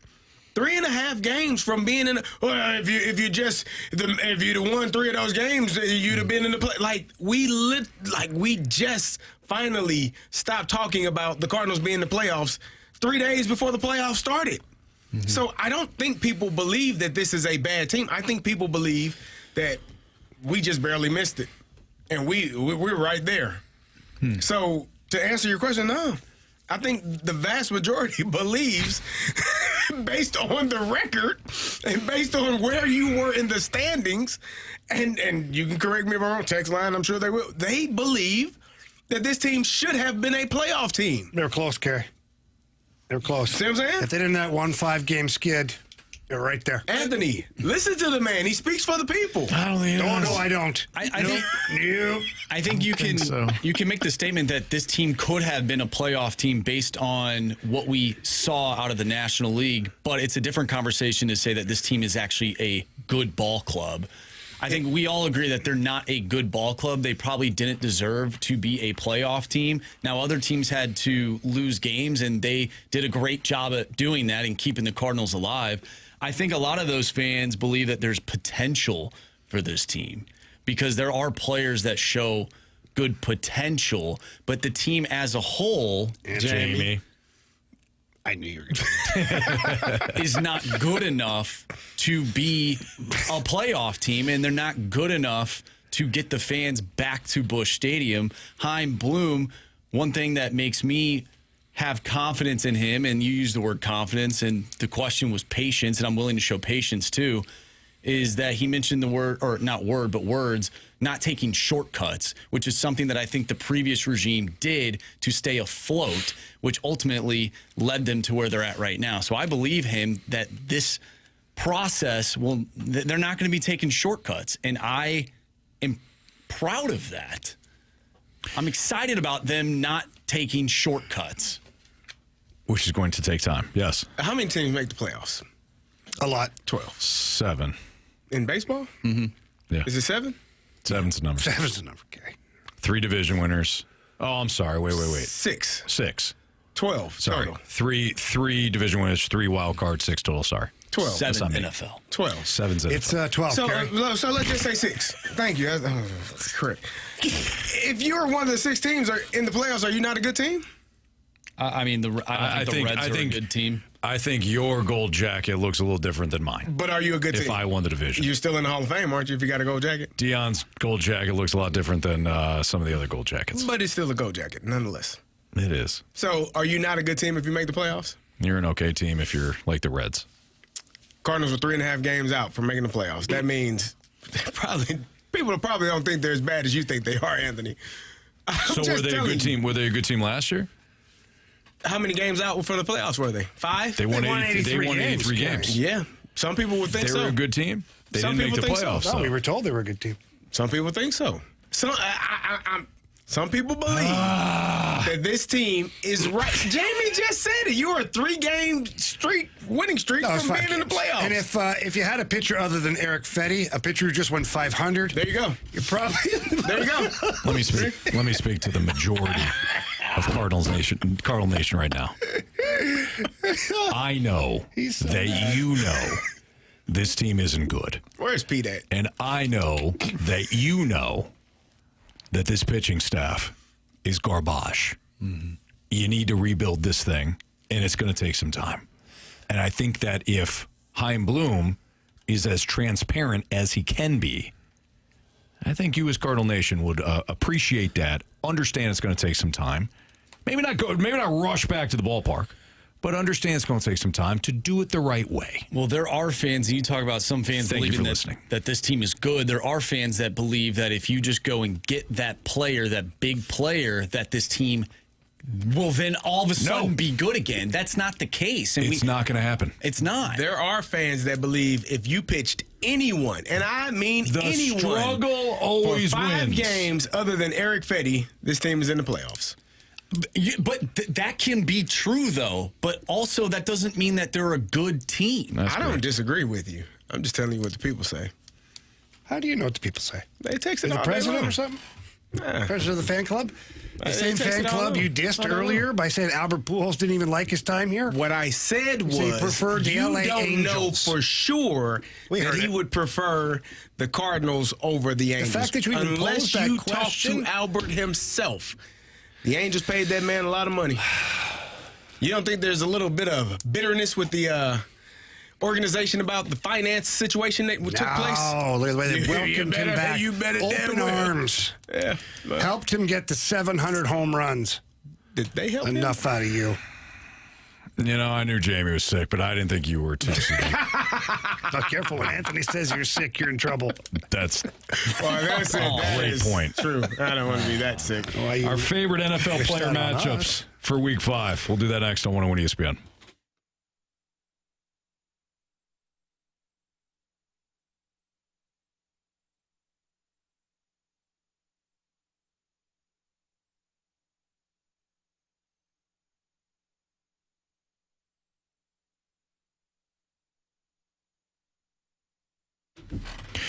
When it comes to finding the best rates, finding the best avenue when it comes to helping out any situation to secure that home loan, get that dream home, consolidate debt, refi at the right time, there's only one person, and that's Stewie from Stewart's American Mortgage Corporation. He is local.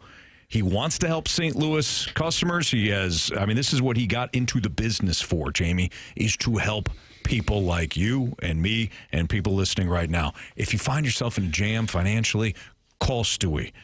He'll help you. If you want the dream home, you don't know if you can afford it, call Stewie. There are ways that he can, work things around where he can match your finances up and get you the loan that you need. Yeah, and when Anthony says call Stewie doesn't even care if he's not your first phone call. Make him a phone call, because there's a lot of times where people go with other lenders or they talk to other lenders. They think they're getting the best deal, the best rate, all of that stuff.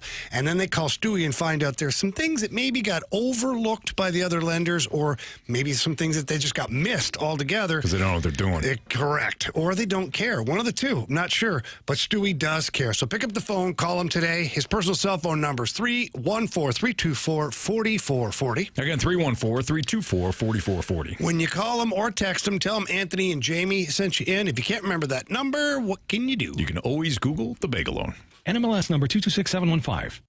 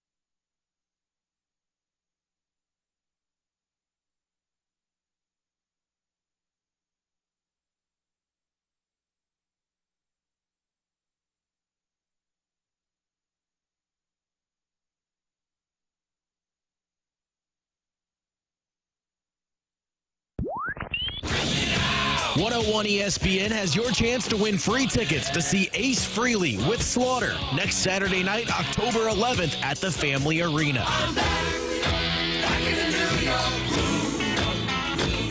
Find all the ticket details and find that chance to win free tickets for Rock and Roll Hall of Famer Ace Frehley right now, either at 101ESPN.com or on your 101 mobile app, powered by Dobbs Tire and Auto Centers.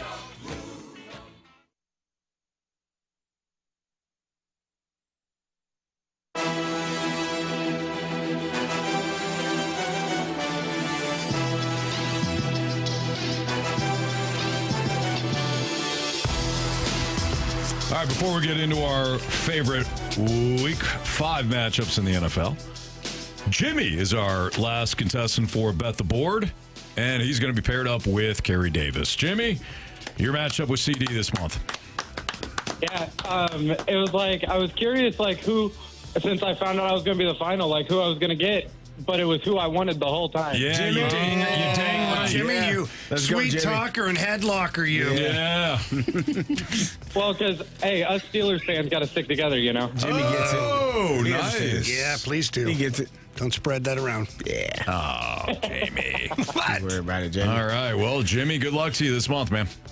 Appreciate it. Good luck to all you guys, too. Well, thank you. I like Jimmy. Nice guy. Real nice guy. All right. Week 5 in the National Football League. Yeah. Which quarterbacks do you like? Which quarterbacks do I like? Right, is this the one where I don't get to spend money? This is the one where you hate it. I just don't know the rules. You Can can I get pick whoever you want. This No, is the I segment you can't hate. because then Anthony Can't get Matthew craps Stafford. all I'm not over going to say it. anything. Can't get Matthew Stafford. Yes. You like that? You like that? Like that. We get San Francisco tomorrow? Yeah. Short week. Short week. San Francisco has Not a far travel for the 49ers. no, but they're banged up to all hell. Can I has 42 receptions. Is that right? Is that all? Is that it? There's no way he got 42 receptions already. Is that right? It's Puka In 4 games? I'm surprised he only has 42. What about Dak versus the Jets? Dak has been tearing up the league. He certainly has. He looks great. Probably cost too much, right? Okay, Anthony. I don't think so. I like Dak in that game. Can I get a bounce back performance? You know what? I'll give you. We'll give Justin Herbert bounce back performance from last week at home versus the Commanders. Long travel days. Get from East Coast to the West Coast. Time change. You know, Justin Herbert. Two. Give me the quarterback that is facing the number 32 defense against QBs this season.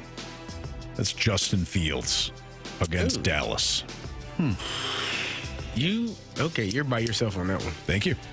Yeah, I mean, I even looked that at one. Goff versus the Bengals. Golf costs too much. Jamie. I know. Cost too That's why I much. give up. I gave you my pick. The finances ain't financing on that one. But where's my salary cap? It's imaginary, Jamie. You got to use it in your head. No, it's not imaginary. We don't know. Have you I don't seen even it? know. You never told me. Oh, he costs too much. Well, what the hell's our salary cap? Marsh, what's our salary cap? 50,000. 50,000. Okay, how much is Matthew Stafford? Nobody I mean- knows. See? I'd have to pull it up right now. I'm gonna pair him with Puka Nacua. It's a good idea. Great. That's the best idea. Yep. Yeah. All right, Marsh, what's your quarterback? I have Daniel Jones taking on a bad Las Vegas Raiders team. We know Daniel Jones can run the ball in the end zone, so I'll go with Danny Dimes on a bounce-back week. Running back. Jamie, I don't care who you pick. Thank you. You just let him pick whatever he wants? Yeah, you can pick whatever he wants. I don't care. Well, that ruins the fun. No, it doesn't. I'll tell you who I am picking at running back. It probably costs a few bucks, but I'm going with Montgomery for the Lions. I think he's that's going a great to pick. tear it up. Against a bad Bengals team. And a lot of family reasons, too. Mm-hmm. He's got a sister who's going to see him play for the first time. She was in a car accident a year ago, paralyzed from the neck down. Oh, man. Cincinnati's his hometown. Like, that guy can go off. I like that. Give me James Cook. Let him cook. Let him cook. I wanted to go. You're not going to like this one. I know you're not. I actually have this team to cover and potentially win. We're going to go Travis Etienne. I love it. Do you really? No. I didn't think so. That was brutal. That was terrible. Kerry got all excited that you liked his pick. Nah. He knew. I knew he was lying. But you still I knew he feel good wouldn't for like a it. second, right? I knew he wouldn't like it. With Anthony, when he does that, it always feels good for a second. He doesn't think the Jags are going to. They got a chance. No. They think they have a snowball. I mean, they have a chance. You don't think it's a National Football League. There you go. Everybody's got a chance, but I ain't picking them. I'm going to put Quinshon Judkins against Andrew's Vikings. It's actually a good pick. I actually got the Vikings. Browns. What? I got the Browns winning that too. Wow. Yeah. Dylan Gabriel Magic? I mean, Carson Wentz, unmagic. Carson Wentz was fine last week. He was. Till he wasn't turned his the ball fault. over and got sacked. Well, who's playing in front of him? You think you think they're going to stop Myles Garrett? I'll tell you right now, Justin School has zero chance of stopping Myles Garrett. They're going to take all 5 offensive linemen and put them on Myles Garrett until Carson Wentz to deal with the other guys. They might have. It's not a bad idea. They might have Josh Oliver playing offensive line. It didn't work out for them. I'm going with Omari and Hampton from the Chargers. Back-to-back weeks of 20-plus points in fantasy. 24 in week 3, 27 last week. Omari and Hampton is my guy. Yep. Wide receiver, Jamie. Oh, I don't know. Go with somebody else. I gave you mine, Puka Nacua. Pair him up with Matthew Stafford. That's not a bad one at all. He's going to have 12 catches for 145 yards.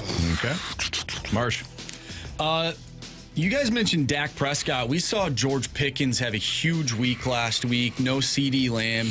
Just throw the ball to George Pickens. He'll make the catch. That's if he's triple teamed. If he's by himself, he'll most likely drop it. But give me George Pickens. I think he had over 30 points last week against the Green Bay Packers. I like Nacua, too. I like that combination, Kerry. I'm with you. Give me Xavier Worthy against the Jaguars on Monday night. He must cost too much, though. Nah. He's going to light it up. You think so? Yeah. All right. All right. Tight end. Carey. Strange from Jacksonville. Ooh. Jeez. Listen, He's I'm been all good. in. He has been good. I'm all in on the Jags in this game. I like Kansas City. I like what they did last week. At some point, you got to be able to run the ball successfully. They have not done that well enough on a consistent basis yet this year. Having Xavier Worthy back last week was very beneficial. The Ravens might just stink. So, I don't know. I like what the Jags have done. Jags one loss on the road at Cincinnati early in the season. And Brian Thomas Jr. dropped every single pass that was thrown to him, almost. I like them. You know, give me Travis Kelce. Based on the Xavier Worthy being back, more guys to have eyeballs on. I feel like Patrick Mahomes will be using him as his little safety net again whenever the other guys aren't open. Okay. I like that. I like Darren Waller. We saw what he did on Monday Night Football. No Tyreek Hill. Couple of tutties. Waller's red zone threat now for the Fins? For the Fins, the Dolphins, and they take on the Carolina Panthers this week. It's a good team. They're on the road. The Carolina is not a good team. At home they are. When playing division foes. Yeah. Give me Darren Waller. Coming off a win. Give me Jake Ferguson. Same reasons I liked him last week. He didn't. He did fine. They didn't throw him the ball enough. Not as much as I thought they were going to, but he scored a touchdown. He got in there. He had 7 catches for 40 yards and a touchdown. Good for that guy. So you watch yourself, CD. You just watch yourself. Be careful. Defense. Have fun, but be careful out there. Yes. The Browns. Cardinals. The only thing that concerns me about the Browns is the Vikings have already been overseas for a week. And generally speaking, when you are kind of settled in there, you've been there for 2 weeks, it's a little bit more comfortable, convenient for you versus a team that's traveling into town, into London. But, I mean, the Browns, the Vikings let everyone get to the quarterback last week. Can I entertain you guys in the Lions defense? That's what I was going with. Real bad Bengals team. They got, what's his name, McNeil back on the defensive line. The defense overall looks really good the last couple of games. I like the Lions defense. Okay. I like the Cardinals against... their season's over. Oh, no. This is the Arizona Cardinals. Oh, yeah, that's good. They play... Their season's over, too. They play the Tennessee Titans, who are barely an NFL team. So give me the Cardinals. They're trying. Yeah. And Marsh, you said the Lions as well? Yeah, that's the one matchup that I really like this week, especially with how bad Cincinnati's offense is. Yeah, it's pretty bad. They're bad. All right. It's really bad. It's really, really bad. All right, we have Bet the Board next on 101 ESPN.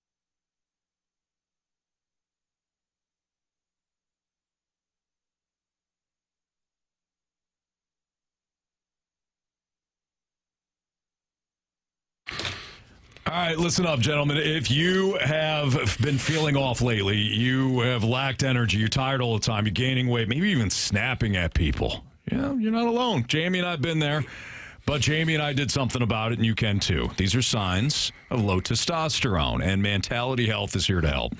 Mentality is a local clinic. The people are fantastic. Jamie and I go in each and every week on our program, and the results are what you care about. The results are you get your drive back, Jamie. The energy. I could go through an entire weekend doing, stuff with the kids, the family, and all of a sudden I'm like, you know what? Last weekend I was like, I still got to mow the lawn. It was later on in the night. I didn't care. I still had a lot of energy. I was revving to go. Woke up feeling great. That's what Mentality does for us. Yeah, sometimes you just want to feel like you did before. You want to feel like a man again. And as we get older, sometimes we have so much we're doing. We get tired. We get run down, feel sorry for ourselves. Sometimes there's even some depression that sets in. All of that can be signs of low testosterone. So you get to Mentality. You talk to their board-certified physicians. They walk you through the whole process. It's so easy. And it's not just testosterone there. I've been on the peptide train here for a little while, too. I love it. For old injuries and things that are going on, it helps with the healing, takes away some of the pain, also eliminates some of that nasty fat that you can't seem to burn away. So Mentality's got a lot of things going on. So please get in there, say hi to them, Chesterfield or South County, or better yet, Anthony. You can visit mentalityhealth.com/radio right now to book your appointment. But tell them Jamie and Anthony sent you. It's Mentality.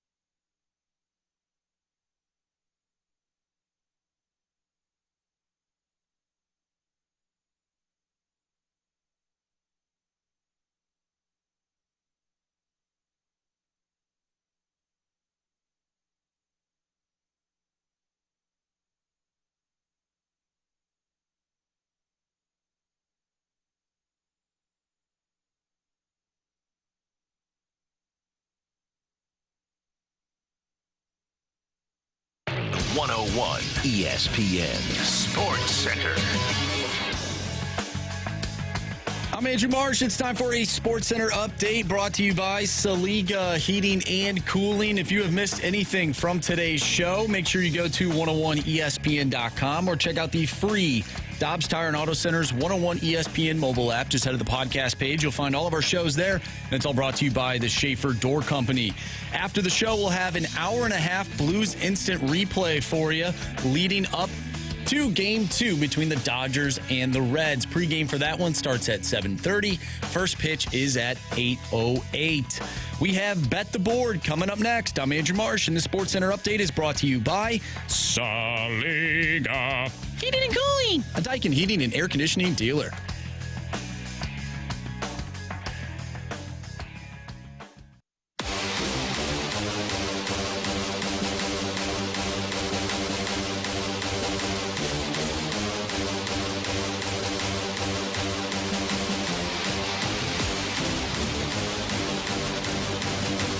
For the first time in the month of October, we have Bet the Board. Again, congratulations to Jamie and Jay Nick for winning last month. Let's Jamie go, baby. is now going for a new record. 6 straight Bet the Board months. He's the best ever. You're the best. Carey, nobody's ever the best ever because there's always somebody else that'll come along one day, you know? Ask Wayne Gretzky. You're the best. Yeah, I just compared myself to Wayne Gretzky. Wow. Well, Jay, without further ado, what's your pick? Pick is easy today, for me, anyways. The over-under is at 8. I just verified. We got to watch it. Yeah. Let me see. Jamie, makes up his own website. You did that to you. I'm going over-under's 8.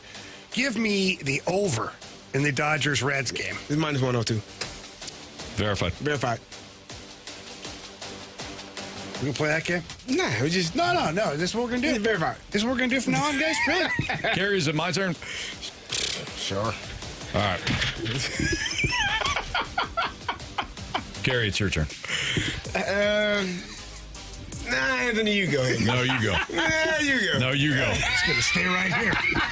You're a little slow What's over wrong with there. your mic, I'll go. Go ahead. Go ahead, Mark. Give me the Dodgers team total tonight. Give me over 4.5 runs at minus 135. What are you doing? It's all checked up. It was A fine. Mountain Dew? Oh, you're... It was fine. All right, Carey, you're up. Give me... Man, he's messing with fiddling with my thingamabob. Teoscar Hernandez, 1.5 hits, runs, RBI. Minus 130. Give me the... Oh, it keeps jumping. Where are you going? Well, it's going to go with the over 7.5 live line for the Red Sox and Yankees. And then you guys were jerking around over there. And it went to 8.5. And Carey couldn't spit it out. So you know what? To hell with it. Give me the over 9.5 live line. 9.5 now. Red Sox and Yankees. Oh, no, it just dropped to 8.5. He just changed it. No, it's 9.5. It literally, as soon as he finished, it went back to 8.5. That's because he just got on first base here. Well, it's back at 9.5 now. Why don't you just hurry up and make your damn pick? I was trying to. Hurry up. I already did. I already said 9.5. He picked over. Wear your glasses so you can hear. Man, you tick me off. Don't. No, stop. Just stop. No, you stop. You're the one who was being an asshat, trying to bounce me back and forth. Yeah, maybe you go ahead, Carey. That's what you get, right there. He's not wrong. I'm not wrong on this one. It was 7.5 at first? Yes. That stinks. 9.5 now? 2 runs. Ugh. It's impressive. Good luck. That's all right, because Rob Ruffsnyder's about to hit a grand slam right now. Hit into a double play. Probably.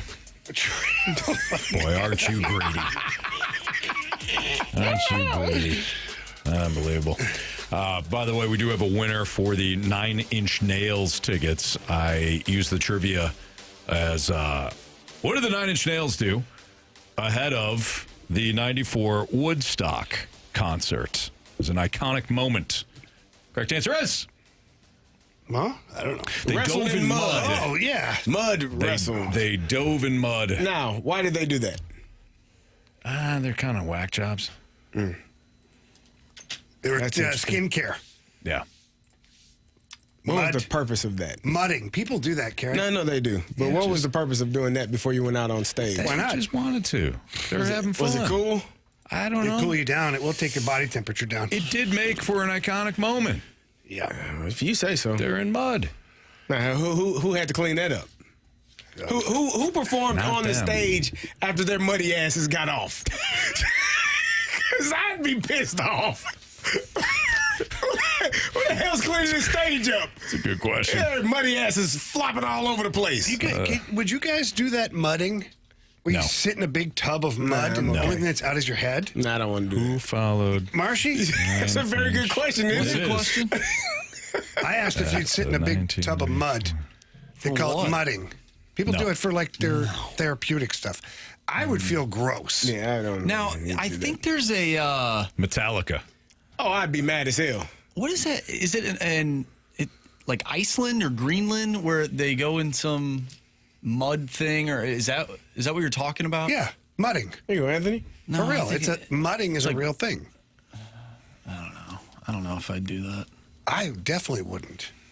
I don't know if I'd do that. Can we get Metallica and figure out how upset they were walking around in that muddy ass stage? Oh, I'm sure Lars after was thrilled. 9 He's Inch a Nails. Swell guy to begin with. Done.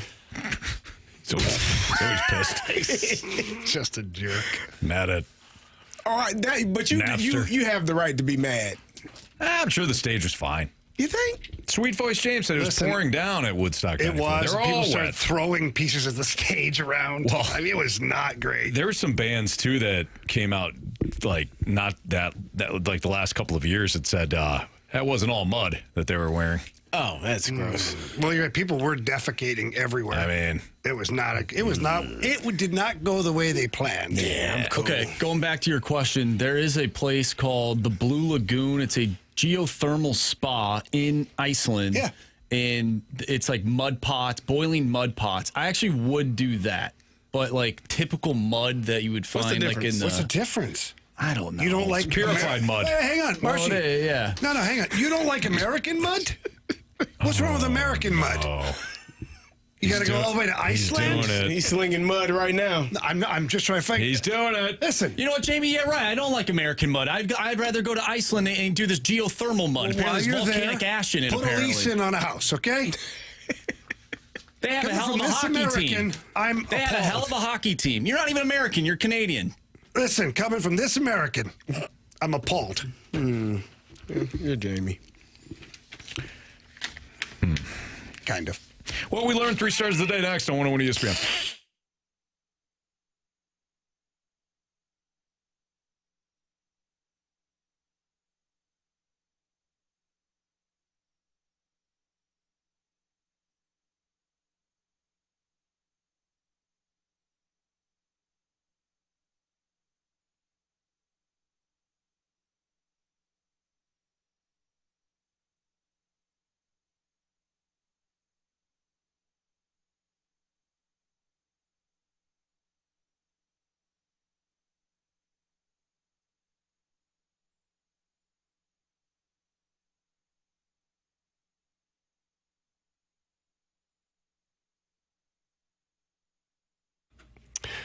Look, there are a lot of people out there that love to invest their money in different things, different opportunities, maybe the stock market, maybe some more, cautious investments.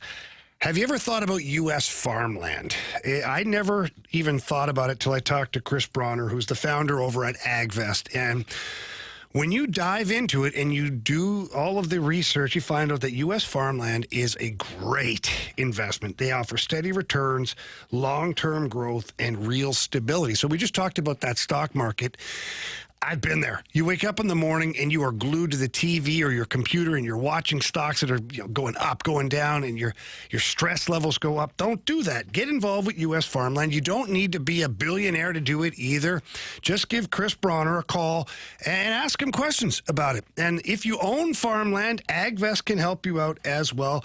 You maximize the value of your farm with full-service management from sourcing and diligence to rent, as well as tenant selection. And all you have to do is pick up the phone, call Chris Bronner once again at 618-520-7022, 618-520-7022, or visit agvestadvisors.com. Buy land, they are not making it anymore.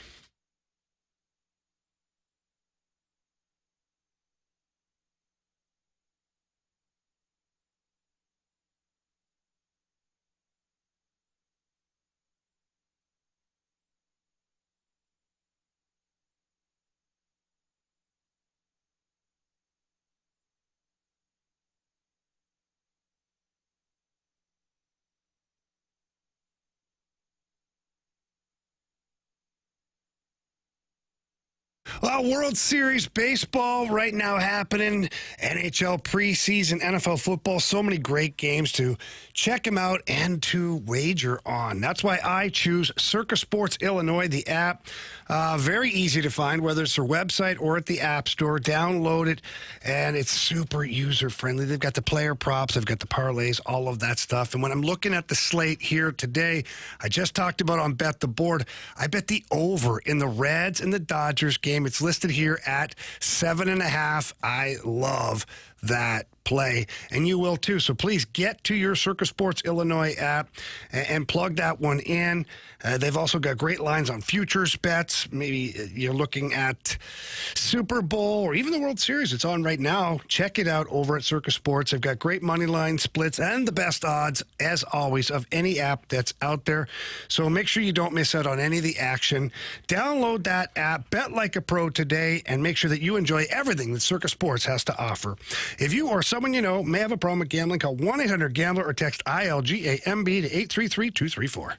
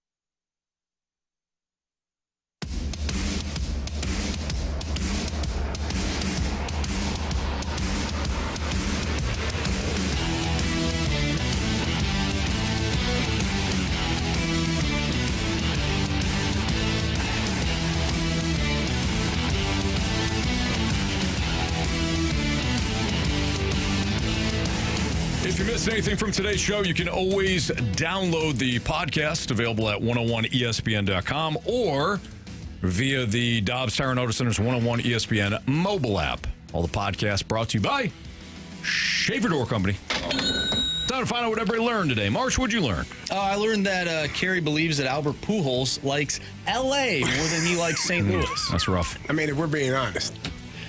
Are we, though? We're being honest. Carey, what'd you learn? I learned that patience works out for some people and not for others, because sometimes if you're patient, the over will jump up to 9 and then it'll jump back down to 7. If you're just patient. If you're impatient, you're rushing people, you jump in at 9. You need That's a bad line. 5.5 more runs. Got a bad line. Really Bottom bad line. Got a bad line. The worst line in ever, Bob. Jamie.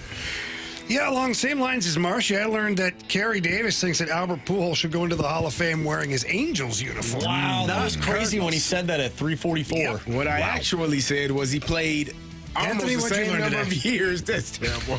What I learned today is that Jamie's American. He's not. I am. He had on the whole Canadian suit when I went to his damn house. He said that he was American. I can wear them both now. I didn't think he was. I thought he was Canadian. Nah. He's whichever. Knowing Jamie, whichever one is most convenient. That's true too. That's a really good point.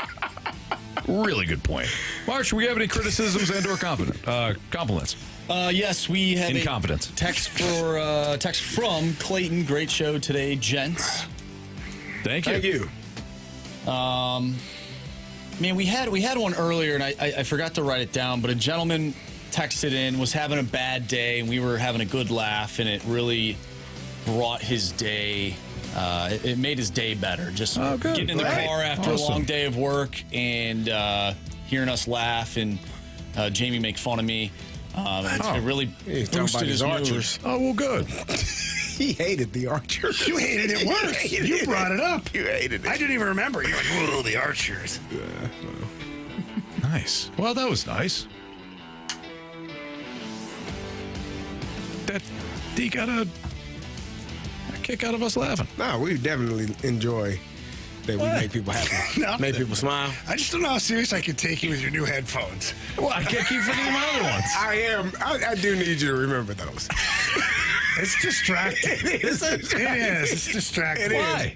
Because it just looks uncomfortable. From the day that I started doing radio with you, you've had the little earbuds and you've had the short cord. So if you pull back too far, it's like the dog leash goes off. So to see you now with these big earmuffs on and like not choking yourself out with your cord, it's just not doing it for me. I need you to remember those. Remember them. I appreciate the honesty here, guys. I didn't expect I have a pair of those on my desk. This is an honest studio. We tell the truth. Yeah, okay. Just like Jamie told the truth about the Archers. Okay, yeah. Just me, of course. It's all you. It's always you. The hell? Old Woody says they were all covered in mud while they were playing. It was awesome, so. Yes. 9 Inch Nails. Wasn't that awesome? It wasn't Iceland mud. Man. Which? They didn't have any to, fly in that night. Metallica must have the money. They could have brought that. Oh, yeah. Yeah, that's true. All right, you guys ready for the 3 stars? Sure. It's time for the Fast Lane's 3 Stars of the Day. Presented by Circus Sports Illinois. Sports betting the way it should be. We're going to give the 3rd star of the day to nice guys. We know that sometimes nice guys finish last, especially when they're being very selfless. Anthony, that was you today and bet the board. Yeah, you did finish. It is what it is. You might have finished last. Seeing how this game's going to go. Yeah. I'm proud. Thank you, though. Thank you for allowing me to go first and your bet not doing what you needed it to do. Hey, we don't know. Okay? A lot of game left to be played here. There he is. 5 more runs, right? Yeah. That's it? Or 6 more? No, 6. 6 is the number. Could have been 5. Hell, could have been 4. It could have been 4. Wow. That's a bad one. Come on, Ben Rice. At least he's playing tonight. Second star of the day goes out to Iceland Mud. Nice. Yeah. Only mud Marshall will get in. Yep. That's it. Not slinging mud with you fools. First star of the day goes out to Party Chats. Jamie does not know how they work. Yeah. That's when you sit in the circle. Carey does. Sit in a circle with and headphones on chat. like what Anthony has on. Growing up, we used to have a party line in the house. Like, Your phone could actually connect with neighbors' phones, and you'd be on the phone sometimes, and the neighbors would be on the phone at the same time. You have like two conversations going on. Oh yeah, I remember that. It was really weird. Did you have to go to the window to figure out how that works? You just yell at the neighbor, "Get out the phone! I need a phone." Hang up! Hang up! Talking to my mother, she's dying. Doesn't matter. Hang up. No, I love you more. All right, that'll do it for us. Dodgers Reds Game 2 pregame at 7:30 tonight. For Andrew Marsh, for Carey Davis, for Jamie Rivers, I'm Anthony Stalter. See you.